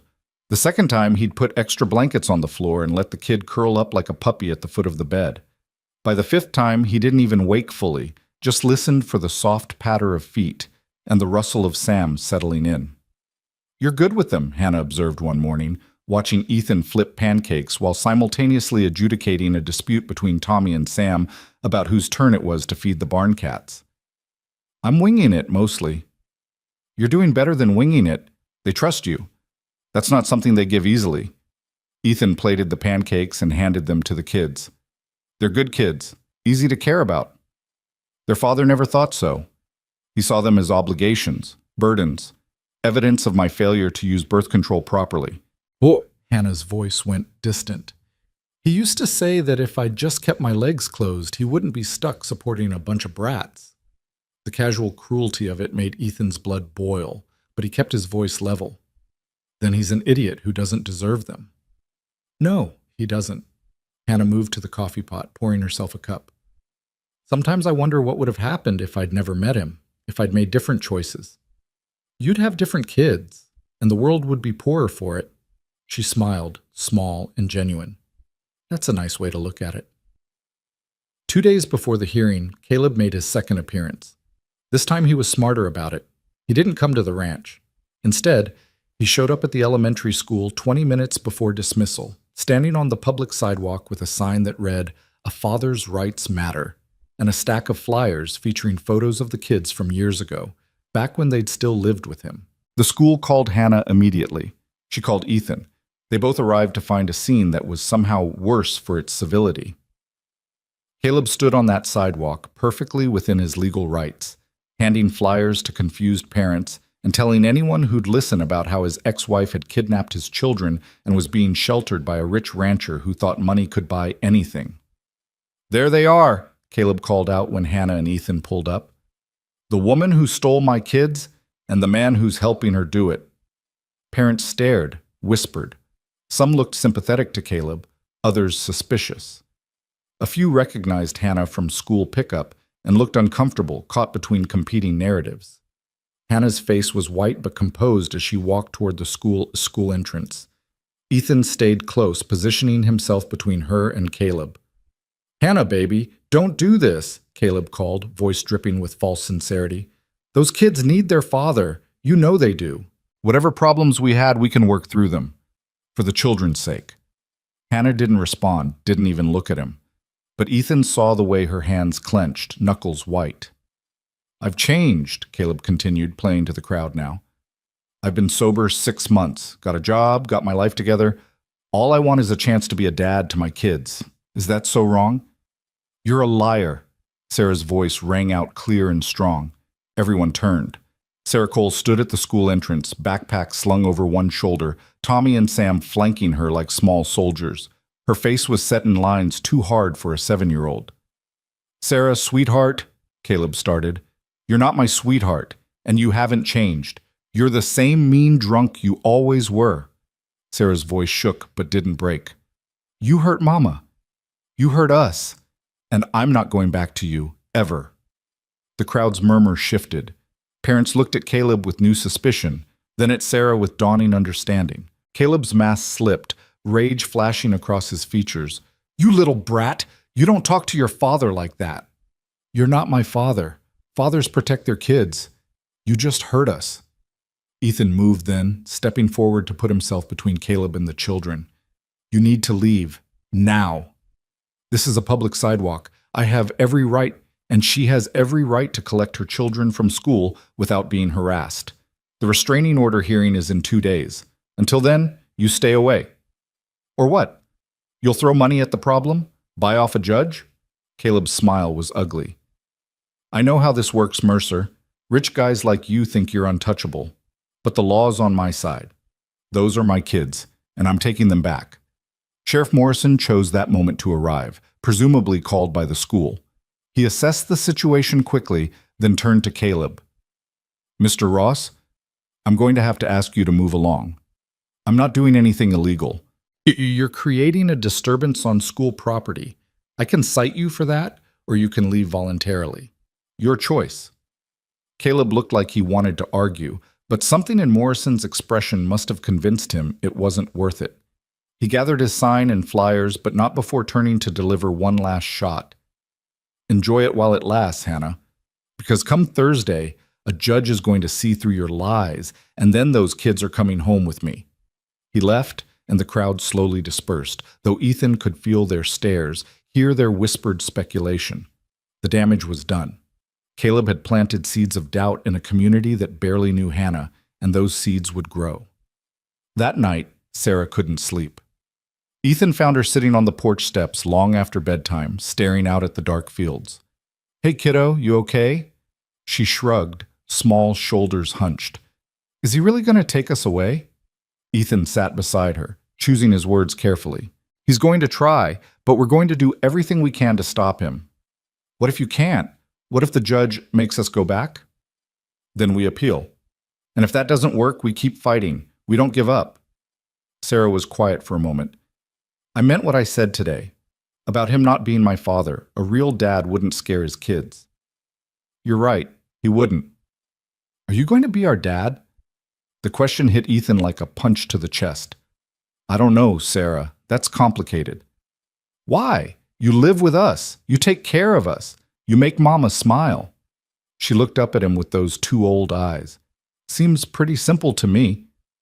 "Your mom and I aren't married. So get married. If only it were that easy. It's not about marriage, kiddo. It's about what your mom wants, what you kids need. I can't just decide to be your dad. That's something we'd all have to choose together." "I choose you," Sarah said quietly. "I don't know about Mama or the boys, but I choose you." Ethan pulled her into a hug and she melted against him, still so small despite her fierce bravery. That means more than you know. The custody hearing arrived cold and gray, the November sky promising snow. Jim met them at the courthouse steps, briefcase in hand and expression serious. Remember what we practiced. Answer the questions directly. Don't get defensive. Don't let his lawyer provoke you. He looked at Hannah. And most importantly, tell the truth. The judge will see through lies, but he'll also see through manipulation if we present it right. The courtroom was smaller than Ethan expected, wood-paneled and formal. Judge Catherine Martinez presided, a woman in her 50s with sharp eyes and no apparent patience for nonsense. Caleb sat at the opposite table with his lawyer, cleaned up and sober, playing the role of concerned father. It was sickening how convincing he looked. Hannah's testimony came first. Jim led her through the history, the marriage, the abuse, the moment she decided to leave. She spoke clearly, without drama, reciting facts like a grocery list. But her hands shook when she described the night Caleb had grabbed Sarah, and Ethan saw Judge Martinez make a note. Then came cross-examination, and Caleb's lawyer went for the throat. Mrs. Ross, you claim my client was abusive, yet you never filed a police report. Why is that? I was scared, and I didn't think they'd believe me. Or perhaps there was nothing to report. Perhaps you're fabricating these allegations to justify your decision to leave. No, it happened. You say you were concerned for your children's safety, yet you took them to live in a condemned cabin with no running water or heat. Does that sound like the decision of a concerned mother? Hannah's jaw clenched. I did the best I could with what I had. And now you're living with Mr. Mercer, a man you barely knew 2 months ago. How did that arrangement come about? He offered me work I accepted. Work that conveniently includes room and board for you and 4 children? That's quite generous. What exactly are you doing to earn such generosity? Jim was on his feet. Objection. The question is inappropriate and irrelevant. I'll rephrase, Caleb's lawyer said smoothly. Mrs. Ross, is it not true that you're in a romantic relationship with Mr. Mercer? Hannah's face flushed. That's none of your business. It's very much our business when you're asking this court to keep a father from his children while living in what amounts to an unmarried partnership. What kind of moral example does that set? Objection, Jim's voice was sharp. Counsel is testifying instead of questioning. Judge Martinez held up a hand. Sustained. Mr. Brennan, ask your questions without the editorial comments. And Mrs. Ross, please answer yes or no. Are you in a romantic relationship with Ethan Mercer? Hannah looked at Ethan across the courtroom, and in that moment, he saw her making a choice. Tell the truth and give Caleb ammunition, or lie and compromise her credibility. She chose truth. Yes, we're involved. The murmur that went through the courtroom was immediate. Caleb's lawyer smiled like he'd won the lottery. So you left your husband, took his children, and immediately began a relationship with another man. And you expect this court to believe your motivation was protecting your children, not pursuing your own interests? I left because Caleb was hurting us. What happened after that is separate. Is it? Or did you see an opportunity, a rich rancher who could provide the life you wanted, and seize it using your children as leverage? That's not what happened. Then explain to the court how, within weeks of starting employment with Mr. Mercer, you and your children had moved into his home. Explain how that's not opportunistic. Hannah's eyes filled with tears, but her voice stayed steady. He offered us safety when we had none. He gave my children food when they were hungry. He treated us with kindness when all we'd known was cruelty. I didn't seduce him or manipulate him. I accepted help from someone who actually cared whether we lived or died. The raw honesty of it seemed to catch even Caleb's lawyer off guard. He recovered quickly, but the momentum had shifted slightly. Ethan's testimony came next. He explained the employment arrangement, the way Hannah had worked, the condition he'd found the Peterson cabin in when he'd followed her. He described Caleb's threatening phone call, the scene at the school. Mr. Mercer, Caleb's lawyer said during cross-examination, you're a wealthy man. You could hire any number of housekeepers or staff. Why did you specifically help Mrs. Ross? Because she needed help, and I had the means to provide it. That's very noble. But isn't it true that you were attracted to her from the beginning? I respected her work ethic, her dedication to her children. That's not what I asked. Were you attracted to her? Ethan glanced at the judge, then decided honesty was his only option. Eventually, yes, but that's not why I helped her. Are you sure about that? Because from where I'm sitting, it looks like you saw a vulnerable woman with 4 children and decided she'd make a nice addition to your ranch. A ready-made family for a lonely millionaire. That's offensive and wrong. Is it? You've known my client's wife for 2 months, and already you're playing house, inserting yourself into these children's lives, encouraging them to call you. What was it that Sarah said at school? A real dad. You don't see anything wrong with that? I see a woman who is being abused and children who are suffering. I see a man who abandoned his family and now wants them back only to maintain control. And I see my role as making sure Hannah and those kids have the support they need to be safe. How noble. Tell me, Mr. Mercer, if the court awards custody to my client, will you accept that decision? Or will you continue this campaign to separate a father from his children? The question was a trap, and Ethan knew it, but he answered anyway. I'll accept whatever the court decides is in the best interests of those children. But I'll also do everything in my power to make sure the court has all the facts before making that decision. The proceeding continued for 3 more hours. Witnesses testified. Miguel about Caleb's threatening behavior at the ranch, Martha about Hannah's work ethic and character, the school principal about Sarah's incident. Caleb took the stand and played his part perfectly, the reformed sinner desperate for a second chance. I've made mistakes, he said, voice thick with practiced emotion. I drank too much, let my temper get the better of me, but I've been sober 6 months now. I've got a job lined up in Montana. I found a house big enough for all of us. All I want is a chance to be the father my kids deserve. Mr. Ross, Jim said during cross-examination, you say you've been sober 6 months, but weren't you visibly intoxicated when you showed up at Mr. Mercer's ranch 3 weeks ago? Caleb's mask slipped for just a second. I'd had a couple drinks. I was upset. A couple drinks? Or were you drunk and threatening violence with a tire iron? I was emotional. My kids had been taken from me. They weren't taken. Their mother left to protect them. From you. Jim pulled out a document. Mr. Ross, is it true you have a bench warrant out for your arrest in Montana for failure to pay child support? That's a misunderstanding. A misunderstanding that's led to a warrant? How much do you owe, Mr. Ross? Caleb shifted in his seat. I don't know the exact amount. According to these records, you owe $17,000 in back child support. You haven't made a single payment in over a year. Does that sound like a father who cares about supporting his children? I was between jobs. You couldn't pay $17 a week, the minimum amount ordered by the court? Jim's voice was sharp. Or were you just choosing not to because you were angry Hannah left? I have rights as a father. Rights that come with responsibilities. Responsibilities you've ignored. Jim returned to his table. No further questions. Judge Martinez called a 30-minute recess before final arguments.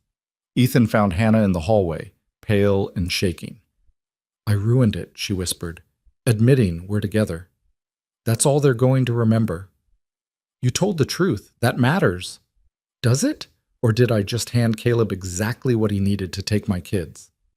Before Ethan could answer, Caleb appeared at the end of the hallway. He ditched his lawyer, approaching with that same false concern he'd worn at the school. Hannah, can we talk? Just the 2 of us? Stay away from me. I just want to work this out, for the kids. He moved closer and Ethan stepped between them. This doesn't concern you, Mercer. Everything that concerns Hannah concerns me. Right, because you're so invested after 2 months. Caleb's smile was ugly. You think you know her? You don't know anything. Don't know what she's really like when what?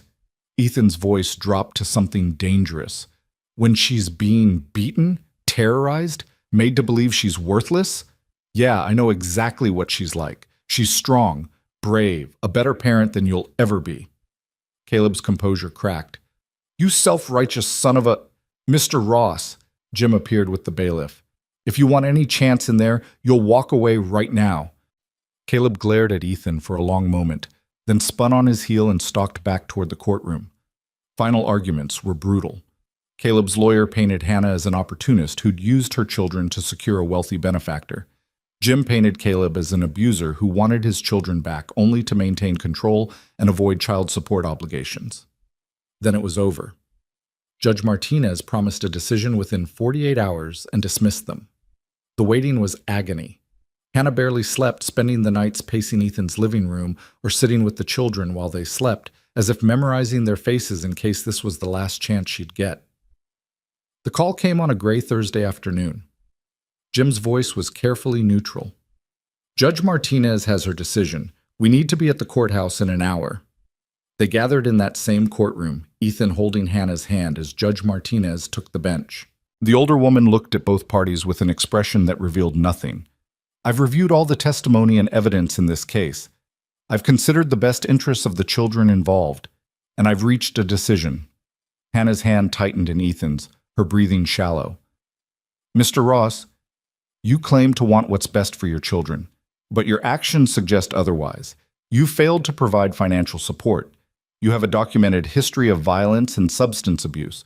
And most tellingly, you've made no effort to contact your children in over a year until Mrs. Ross filed for divorce. Caleb stood frozen, his lawyer's hand on his arm. Mrs. Ross, while I have concerns about the speed with which you've entered a new relationship, I cannot ignore the evidence that you've consistently prioritized your children's welfare. You've established them in school, obtained medical care, provided stability in the face of significant adversity. Judge Martinez looked directly at Hannah. I'm granting you sole legal and physical custody of Sarah, Thomas, Samuel, and Lily Ross. Mr. Ross will be granted supervised visitation 1 weekend per month, contingent on completion of anger management courses, substance abuse treatment, and payment of child support arrears. The words took a moment to register. Then Hannah gasped, a sound somewhere between a sob and a laugh. Ethan pulled her against him as she shook with relief. Across the courtroom, Caleb exploded. This is bullshit. You can't. Those are my kids. You can't just give them to her because she's sleeping with some rich asshole. Mr. Ross, Judge Martinez's voice cracked like a whip. You will control yourself or I will hold you in contempt. I don't give a damn about contempt. This is corrupt. She's bought you off, just like she bought him. Caleb pointed at Ethan, face purple with rage. I'll appeal this. I'll fight it. You'll do nothing, the judge said coldly. Because if you continue this behavior, I'll revoke visitation entirely and issue a permanent restraining order. Do you understand me? Caleb looked like he wanted to flip the table, but his lawyer was whispering urgently in his ear. Finally, he turned and stormed out, slamming the courtroom door hard enough to rattle the frame. Judge Martinez turned back to Hannah. Mrs. Ross, I'm also granting your request for a protection order. Mr. Ross is to maintain a distance of 500 feet from you and the children except during supervised visitation. Violations will result in immediate arrest. Thank you, Hannah whispered. Thank you so much. Outside the courthouse, Hannah finally let herself break. She cried in Ethan's arms while Jim packed up his briefcase and promised to file all the necessary paperwork. It's over, she kept saying. It's really over. Not quite, Jim warned. He can still appeal, and he probably will. Let him, Ethan said. We'll beat him again, as many times as it takes. They drove home through the gathering dusk, Hannah finally breathing freely for the first time in what felt like years. But that freedom was short-lived. They were a mile from the ranch when they saw the smoke, black and thick, rising from somewhere near the main house. Ethan's foot slammed on the accelerator, truck flying down the ranch road. As they got closer, the truth became horrifyingly clear. The old Peterson cabin was burning, and spray-painted across Ethan's barn in jagged red letters was a message. This isn't over. Ethan's hands locked on the steering wheel as flames licked at what remained of the Peterson cabin, consuming the last physical evidence of Hannah's struggle for survival. The fire department was already there, 3 trucks with hoses trained on the blaze, but everyone could see it was too late to save anything. The structure had been barely standing to begin with. Now it was being reduced to ash and memory. He did this, well, Hannah said, voice hollow. He burned it down. We don't know that for sure, Ethan said, but the words rang false even to his own ears. The timing was too perfect, the message on the barn too clear. Miguel ran up to the truck before they'd fully stopped. "Boss, everyone's okay. No one was hurt. But whoever did this knew exactly when we'd all be at the courthouse. They came in through the back road, torched the cabin, tagged the barn, and disappeared." "Security cameras?" "Cut the power to that section first. We've got nothing." Ethan looked at Hannah, saw her face crumbling as she stared at the burning cabin. Everything she'd owned beyond what she'd brought to his house was in there. Not much, but it had been hers. The last remnant of her independence going up in smoke. "Take Hannah and the kids inside," Ethan told Miguel. "Lock the doors. I need to talk to the fire chief." "Ethan," Hannah started, "please, just go inside. I'll handle this." She went, gathering the children who'd been strapped in the back seat, shielding their eyes from the flames as Miguel escorted them toward the house. Ethan watched until they were safely through the door, then turned to survey the damage. Fire Chief Douglas was a man Ethan had known for 20 years, someone who didn't mince words or waste time on pleasantries. He met Ethan halfway between the trucks and the burning cabin, his expression grim. "This was arson, Ethan. Accelerant poured around the perimeter, multiple ignition points. Professional enough to ensure maximum damage, amateur enough to leave evidence." "Can you prove it was Caleb Ross?" "Not yet. But given the message on your barn and the timing right after a custody hearing, I'd bet my pension on it." Douglas pulled off his helmet. "Problem is, proving he did it and catching him doing it are two different things. If he's smart, he's already 3 states away. And if he's not smart, then he'll come back to finish what he started. Men like that don't walk away from losing, especially when they feel humiliated." Douglas put a hand on Ethan's shoulder. "Watch your back. Watch Hannah and those kids. This kind of rage doesn't just burn out." Sheriff Morrison arrived 20 minutes later, taking statements and photographs. He examined the spray-painted message on the barn, the tire tracks on the back road, the burn pattern around the cabin's foundation. "I'm issuing a warrant for Caleb Ross," Morrison said. "Arson, criminal mischief, violation of the protection order. That's enough to hold him when we find him." "When you find him, or if?" Ethan couldn't keep the bitterness from his voice. "I've got every department in 3 states looking for his truck. He can't hide forever." Morrison closed his notebook. "In the meantime, I'm stationing a deputy here. 24-hour protection until we bring him in." It should have been reassuring. Instead, it felt like admitting they were under siege. Inside the house, Hannah had gathered the children in the living room. Sarah held Lily on her lap, while Tommy and Sam pressed against their mother's sides. None of them were crying. They'd gone quiet instead, the kind of quiet that came from shock and fear too big for tears. "Is our old house gone?" Sam asked in a small voice. Hannah stroked his hair. "Yes, baby, it's gone." "Did we do something wrong?" No, sweetheart. This isn't your fault. None of this is your fault." Sarah looked up at Ethan with those knowing eyes. "It was him, wasn't it? Our father." Ethan crouched down to her level, meeting her gaze directly. "We think so, but the sheriff's looking for him. He won't get away with this." "He always gets away with things." Sarah's voice was flat, matter-of-fact.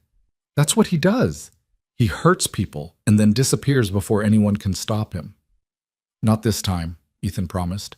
"This time we've got evidence, witnesses, the law on our side. This time he's going to face consequences." But Sarah just looked at him with an expression far too old for 7, and Ethan realized she'd heard promises before.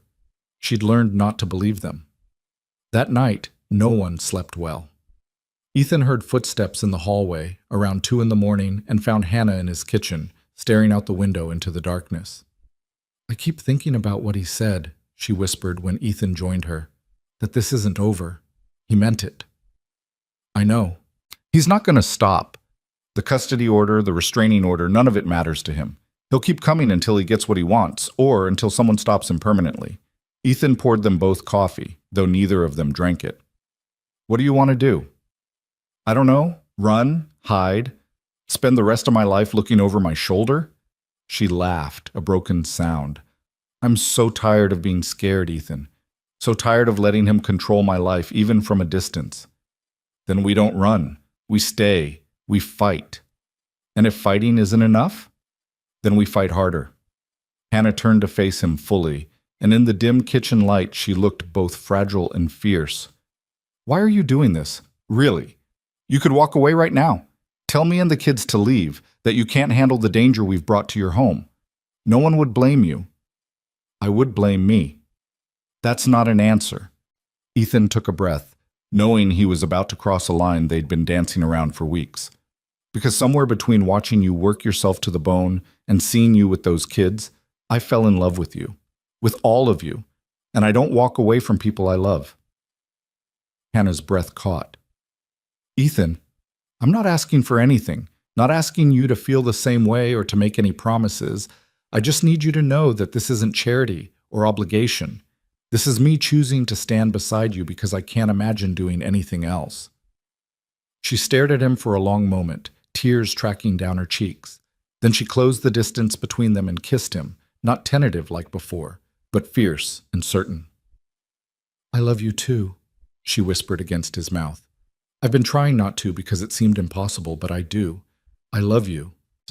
They stood there in the quiet kitchen holding each other while the deputy's patrol car circled the property and the ashes of Hannah's old life cooled in the darkness. Caleb's truck was found 3 days later, abandoned at a rest stop in Wyoming. He'd stripped it of plates and anything identifying, but forensics found accelerant residue in the bed and Hannah's address written on a scrap of paper in the glove box. He's on foot now, Morrison reported, or he's stolen another vehicle. Either way, he's desperate and dangerous. You think he'll come back here? I think it's the only place he has left to go. He's lost the custody battle, lost his truck, probably running out of money. Men like that, when they're cornered, they do desperate things. Ethan increased security again. More cameras, more patrols, a panic button installed in Hannah's room that would alert both the deputy and Ethan's phone. He taught Hannah how to use the shotgun again, made sure she kept it loaded and accessible. The kids picked up on the tension. They stopped playing as loudly, started checking the windows more often, asking if the doors were locked. Sarah appointed herself the guardian of her siblings, keeping them close and watching everything with hawk-like intensity. It broke Ethan's heart to see children living in fear in what should have been a safe place. He bought them walkie-talkies, told them it was a game, but made sure they knew to use them if they saw anything strange. He installed nightlights in every hallway, left lights on that normally would have been dark. He turned his home into a fortress, and he hated Caleb Ross for making it necessary. A week passed, then 2. The fire chief closed his investigation, ruling the cabin fire as arson, but unable to definitively prove Caleb was responsible without a confession or witness. The insurance company paid out, though there was nothing to insure beyond the land. Life tried to return to normal. The kids went to school under watchful eyes. Hannah worked, though now her work included helping Ethan manage the ranch books and planning actual business dinners with actual clients who were charmed by her cooking and warmth. They fell into rhythms that felt almost like a family, moments where they could almost forget they were waiting for the other shoe to drop. Almost. The attack came on a Tuesday night in early December. Ethan woke to the sound of breaking glass and the piercing shriek of the alarm system. He grabbed his phone and the pistol he'd started keeping in his nightstand, already moving toward Hannah's room. She met him in the hallway, shotgun in hand, face pale but determined. The kids, "Stay with them, lock the door. I'll handle this." But before he could move, Sarah appeared, walkie-talkie clutched in her hand. "He's trying to get in through the kitchen window. I saw him from my room." "Good girl, go with your mom. Now." Ethan moved through the house with his heart pounding, following the sound of cursing and breaking glass toward the kitchen. He found Caleb halfway through the window, drunk or high or both, bleeding from cuts where the glass had sliced his arms. "Get out of my house," Ethan said, voice deadly calm despite the adrenaline flooding his system. Caleb looked up, eyes wild and unfocused. "Your house? This is all wrong. They're supposed to be mine. She's supposed to be mine." "Hannah's not yours, never was. She's her own person, and she chose to leave you." "Because of you." Caleb managed to drag himself through the window, stumbling to his feet. He had a knife, Ethan realized, a hunting knife with a 6-inch blade. "You took everything from me.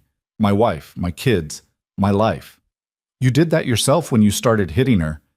I never meant to hurt her. I loved her." "Love her." Caleb swayed, barely staying upright. "Just wanted her to listen, to obey. That's what wives do. What the Bible says." "The Bible doesn't say anything about beating your wife." You don't know anything about marriage, about family. You're just some rich bastard playing house." Caleb lunged, knife slashing wildly. Ethan sidestepped, years of ranch work giving him reflexes Caleb's drunken state couldn't match. But the knife caught his arm, a burning line of pain that he ignored in favor of grabbing Caleb's wrist. They struggled, crashing into the kitchen table. Caleb was smaller, but fueled by rage and desperation, fighting with the reckless abandon of someone with nothing left to lose. Ethan tried to control the knife, to disarm him without killing him, but Caleb wasn't making it easy. "I'll kill you," Caleb panted. "Kill you and take them back. They're mine. Mine!" The gun went off before Ethan fully processed what was happening. Not his gun. The shotgun. Hannah stood in the kitchen doorway, weapon still raised, face white with shock. The blast had gone wide, deliberately so, but it had been close enough to make Caleb freeze. "Get away from him," she said, voice shaking but steady. "Get away from him, or the next one won't miss." Caleb turned to her, something crumbling in his expression. "Hannah, baby, I just wanted to talk. Just wanted to make you understand." "Understand what? That you'd rather kill us than lose control?" Hannah's eyes were hard. "I understand perfectly, Caleb. I understand you're never going to change. Never going to be the man I needed you to be. I can change. I have changed. If you just give me another chance. I gave you 100 chances. Every time you hit me, I told myself it would be the last time. That you'd realize what you were doing and stop. But you never did." She lowered the gun slightly, but kept it trained on him. "I'm done giving you chances. Done being afraid. Done letting you determine what my life looks like." Sirens wailed in the distance, getting closer. The deputy must have been alerted by the alarm. Help was coming. Caleb seemed to realize it too, his face twisted into something ugly and desperate. "Then you've killed me. Because without you, without them, I've got nothing. That's not my problem anymore." The sirens got louder. Red and blue lights flashed through the windows. Caleb looked between Hannah and Ethan, calculation playing across his features. Then he lunged, not at Ethan this time, but toward the hallway where the children were. Hannah fired. This time she didn't miss. The blast caught Caleb in the leg, sending him sprawling with a scream of pain. The knife clattered across the floor. Ethan kicked it away, then planted his knee in Caleb's back, pinning him down while the man writhed and cursed. Deputies poured through the door seconds later, taking control of the situation. They arrested Caleb on the floor of Ethan's kitchen while paramedics tended to his leg wound and Ethan's slashed arm. Morrison arrived and took statements, his expression grim as he surveyed the damage. "That's breaking and entering, assault with a deadly weapon, violation of the restraining order," Morrison said. "He's looking at serious prison time, Ethan. This isn't a custody dispute anymore. This is attempted murder." Hannah sat at the kitchen table, shaking now that the adrenaline was fading. The children clustered around her, Sarah still clutching the walkie-talkie, the boys crying softly, Lily sleeping somehow through all of it. "Is it over?" Hannah asked quietly.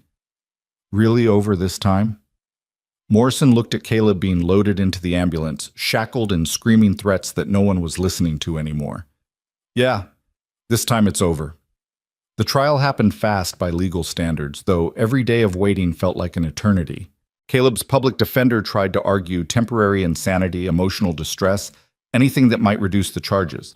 But the evidence was overwhelming. The security footage showing him breaking in, the knife with his fingerprints, Hannah's testimony about years of abuse, Sarah's statement about what she'd witnessed as a child. The jury deliberated for less than 3 hours. Guilty on all counts.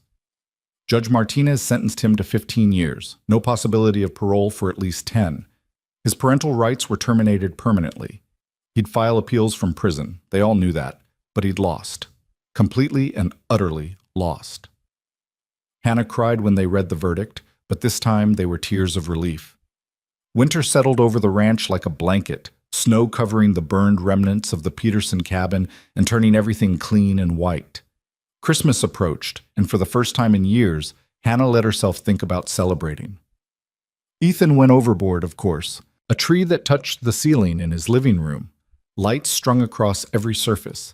Presents that multiplied under the tree daily. until Hannah had to tell him to stop because the kids were getting spoiled. "Let me spoil them," he'd argued. "They deserve to be spoiled." She couldn't really disagree. On Christmas morning, the house exploded in wrapping paper and squeals of delight. Sarah got books, so many books her eyes went wide with joy. Tommy got art supplies and sports equipment. Sam got a keyboard to continue the piano lessons he'd started. Lily got toys that she immediately tried to eat. Hannah opened her gifts with shaking hands, overwhelmed by the thoughtfulness of each one. Warm clothes that actually fit. Books she'd mentioned wanting. A new driver's license in her name, showing Ethan's ranch as her permanent address. And then Ethan handed her a small box, wrapped simply, that made her heart stop. "Before you panic," he said quietly, while the kids were distracted with their toys, "this isn't what you think it is. Open it." Inside was a key, old brass, worn smooth with age. "It's the key to the main house," Ethan explained. "Your house now, if you want it. Not as my employee or my girlfriend or anything with conditions, just as someone who belongs here. You and the kids, for as long as you want to stay."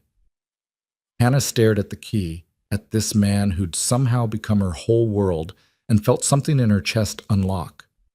"And what if I want to stay forever? Then I guess I'll have to get used to having a full house. What if I want more than just a full house?" She reached up, cupping his face. "What if I want a partnership? A real one?" Ethan's smile was slow and certain. "Then I guess I'd better make an honest woman of you, hadn't I?" Sarah looked up from her books. "Are you going to get married?" "Would that be okay with you?" Hannah asked. Sarah pretended to consider it seriously. "I suppose, as long as Ethan keeps making pancakes on Saturdays." "That's my only value? Pancakes?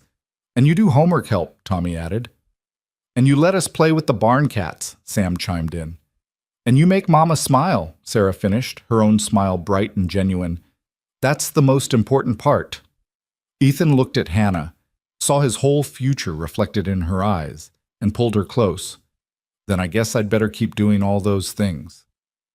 They got married in the spring, a small ceremony in Ethan's living room with Judge Martinez officiating and the kids as witnesses. Hannah wore a simple white dress that she'd picked out herself, no one telling her what was appropriate or modest enough. Ethan wore his best suit and couldn't stop grinning like an idiot. Sarah was the maid of honor, taking her duties seriously as she held the rings. Tommy and Sam were ring bearers who mostly just wrestled with each other until it was time for their part. Lily toddled between them, spreading flower petals and chaos in equal measure. When Judge Martinez pronounced them husband and wife, the kids cheered louder than anyone. Life on the ranch settled into a new normal, one built on choice and respect, and a love that had been forged in fire and fear and emerged stronger. Hannah took over the ranch's business operations, revealing a talent for organization and management that Ethan had always suspected. She hired help, built systems, turned his moderately successful operation into something truly profitable. The kids thrived. Sarah lost some of that haunted watchfulness, though she never quite stopped being protective of her siblings. Tommy discovered a love for ranching, following Miguel around and learning everything about cattle and horses. Sam composed songs on his keyboard that sometimes made Hannah cry. Lily grew into a force of nature, fearless and loud, and so loved it radiated from her like sunshine. Ethan adopted all four of them formally, legal papers that made official what had already been true in their hearts. They changed their last names to Mercer, shedding the Ross identity like a skin that no longer fit. On the anniversary of the fire, Ethan and Hannah stood where the Peterson cabin had been. The land had been cleared, grass growing over the scars. He'd offered to build something new there, but Hannah had shaken her head. "Let it be empty," she'd said, "a reminder of what we survived, what we left behind."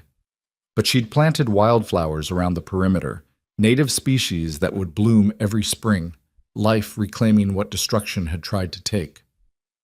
"Do you ever regret it?" Ethan asked as they stood in the field of flowers. "Leaving your old life, fighting so hard for this one?" Hannah looked back at the house where their children were doing homework and arguing over whose turn it was to feed the cats. Where laughter spilled from open windows and the smell of dinner cooking promised another normal evening in a life that had once seemed impossible. "Not for a single second," she said, taking his hand. "This is what I was fighting for all along. I just didn't know it until I found you." "You didn't find me." I found you. No. Hannah smiled, the kind of smile that lit her whole face and made Ethan's heart skip. We found each other, and then we chose each other, every single day.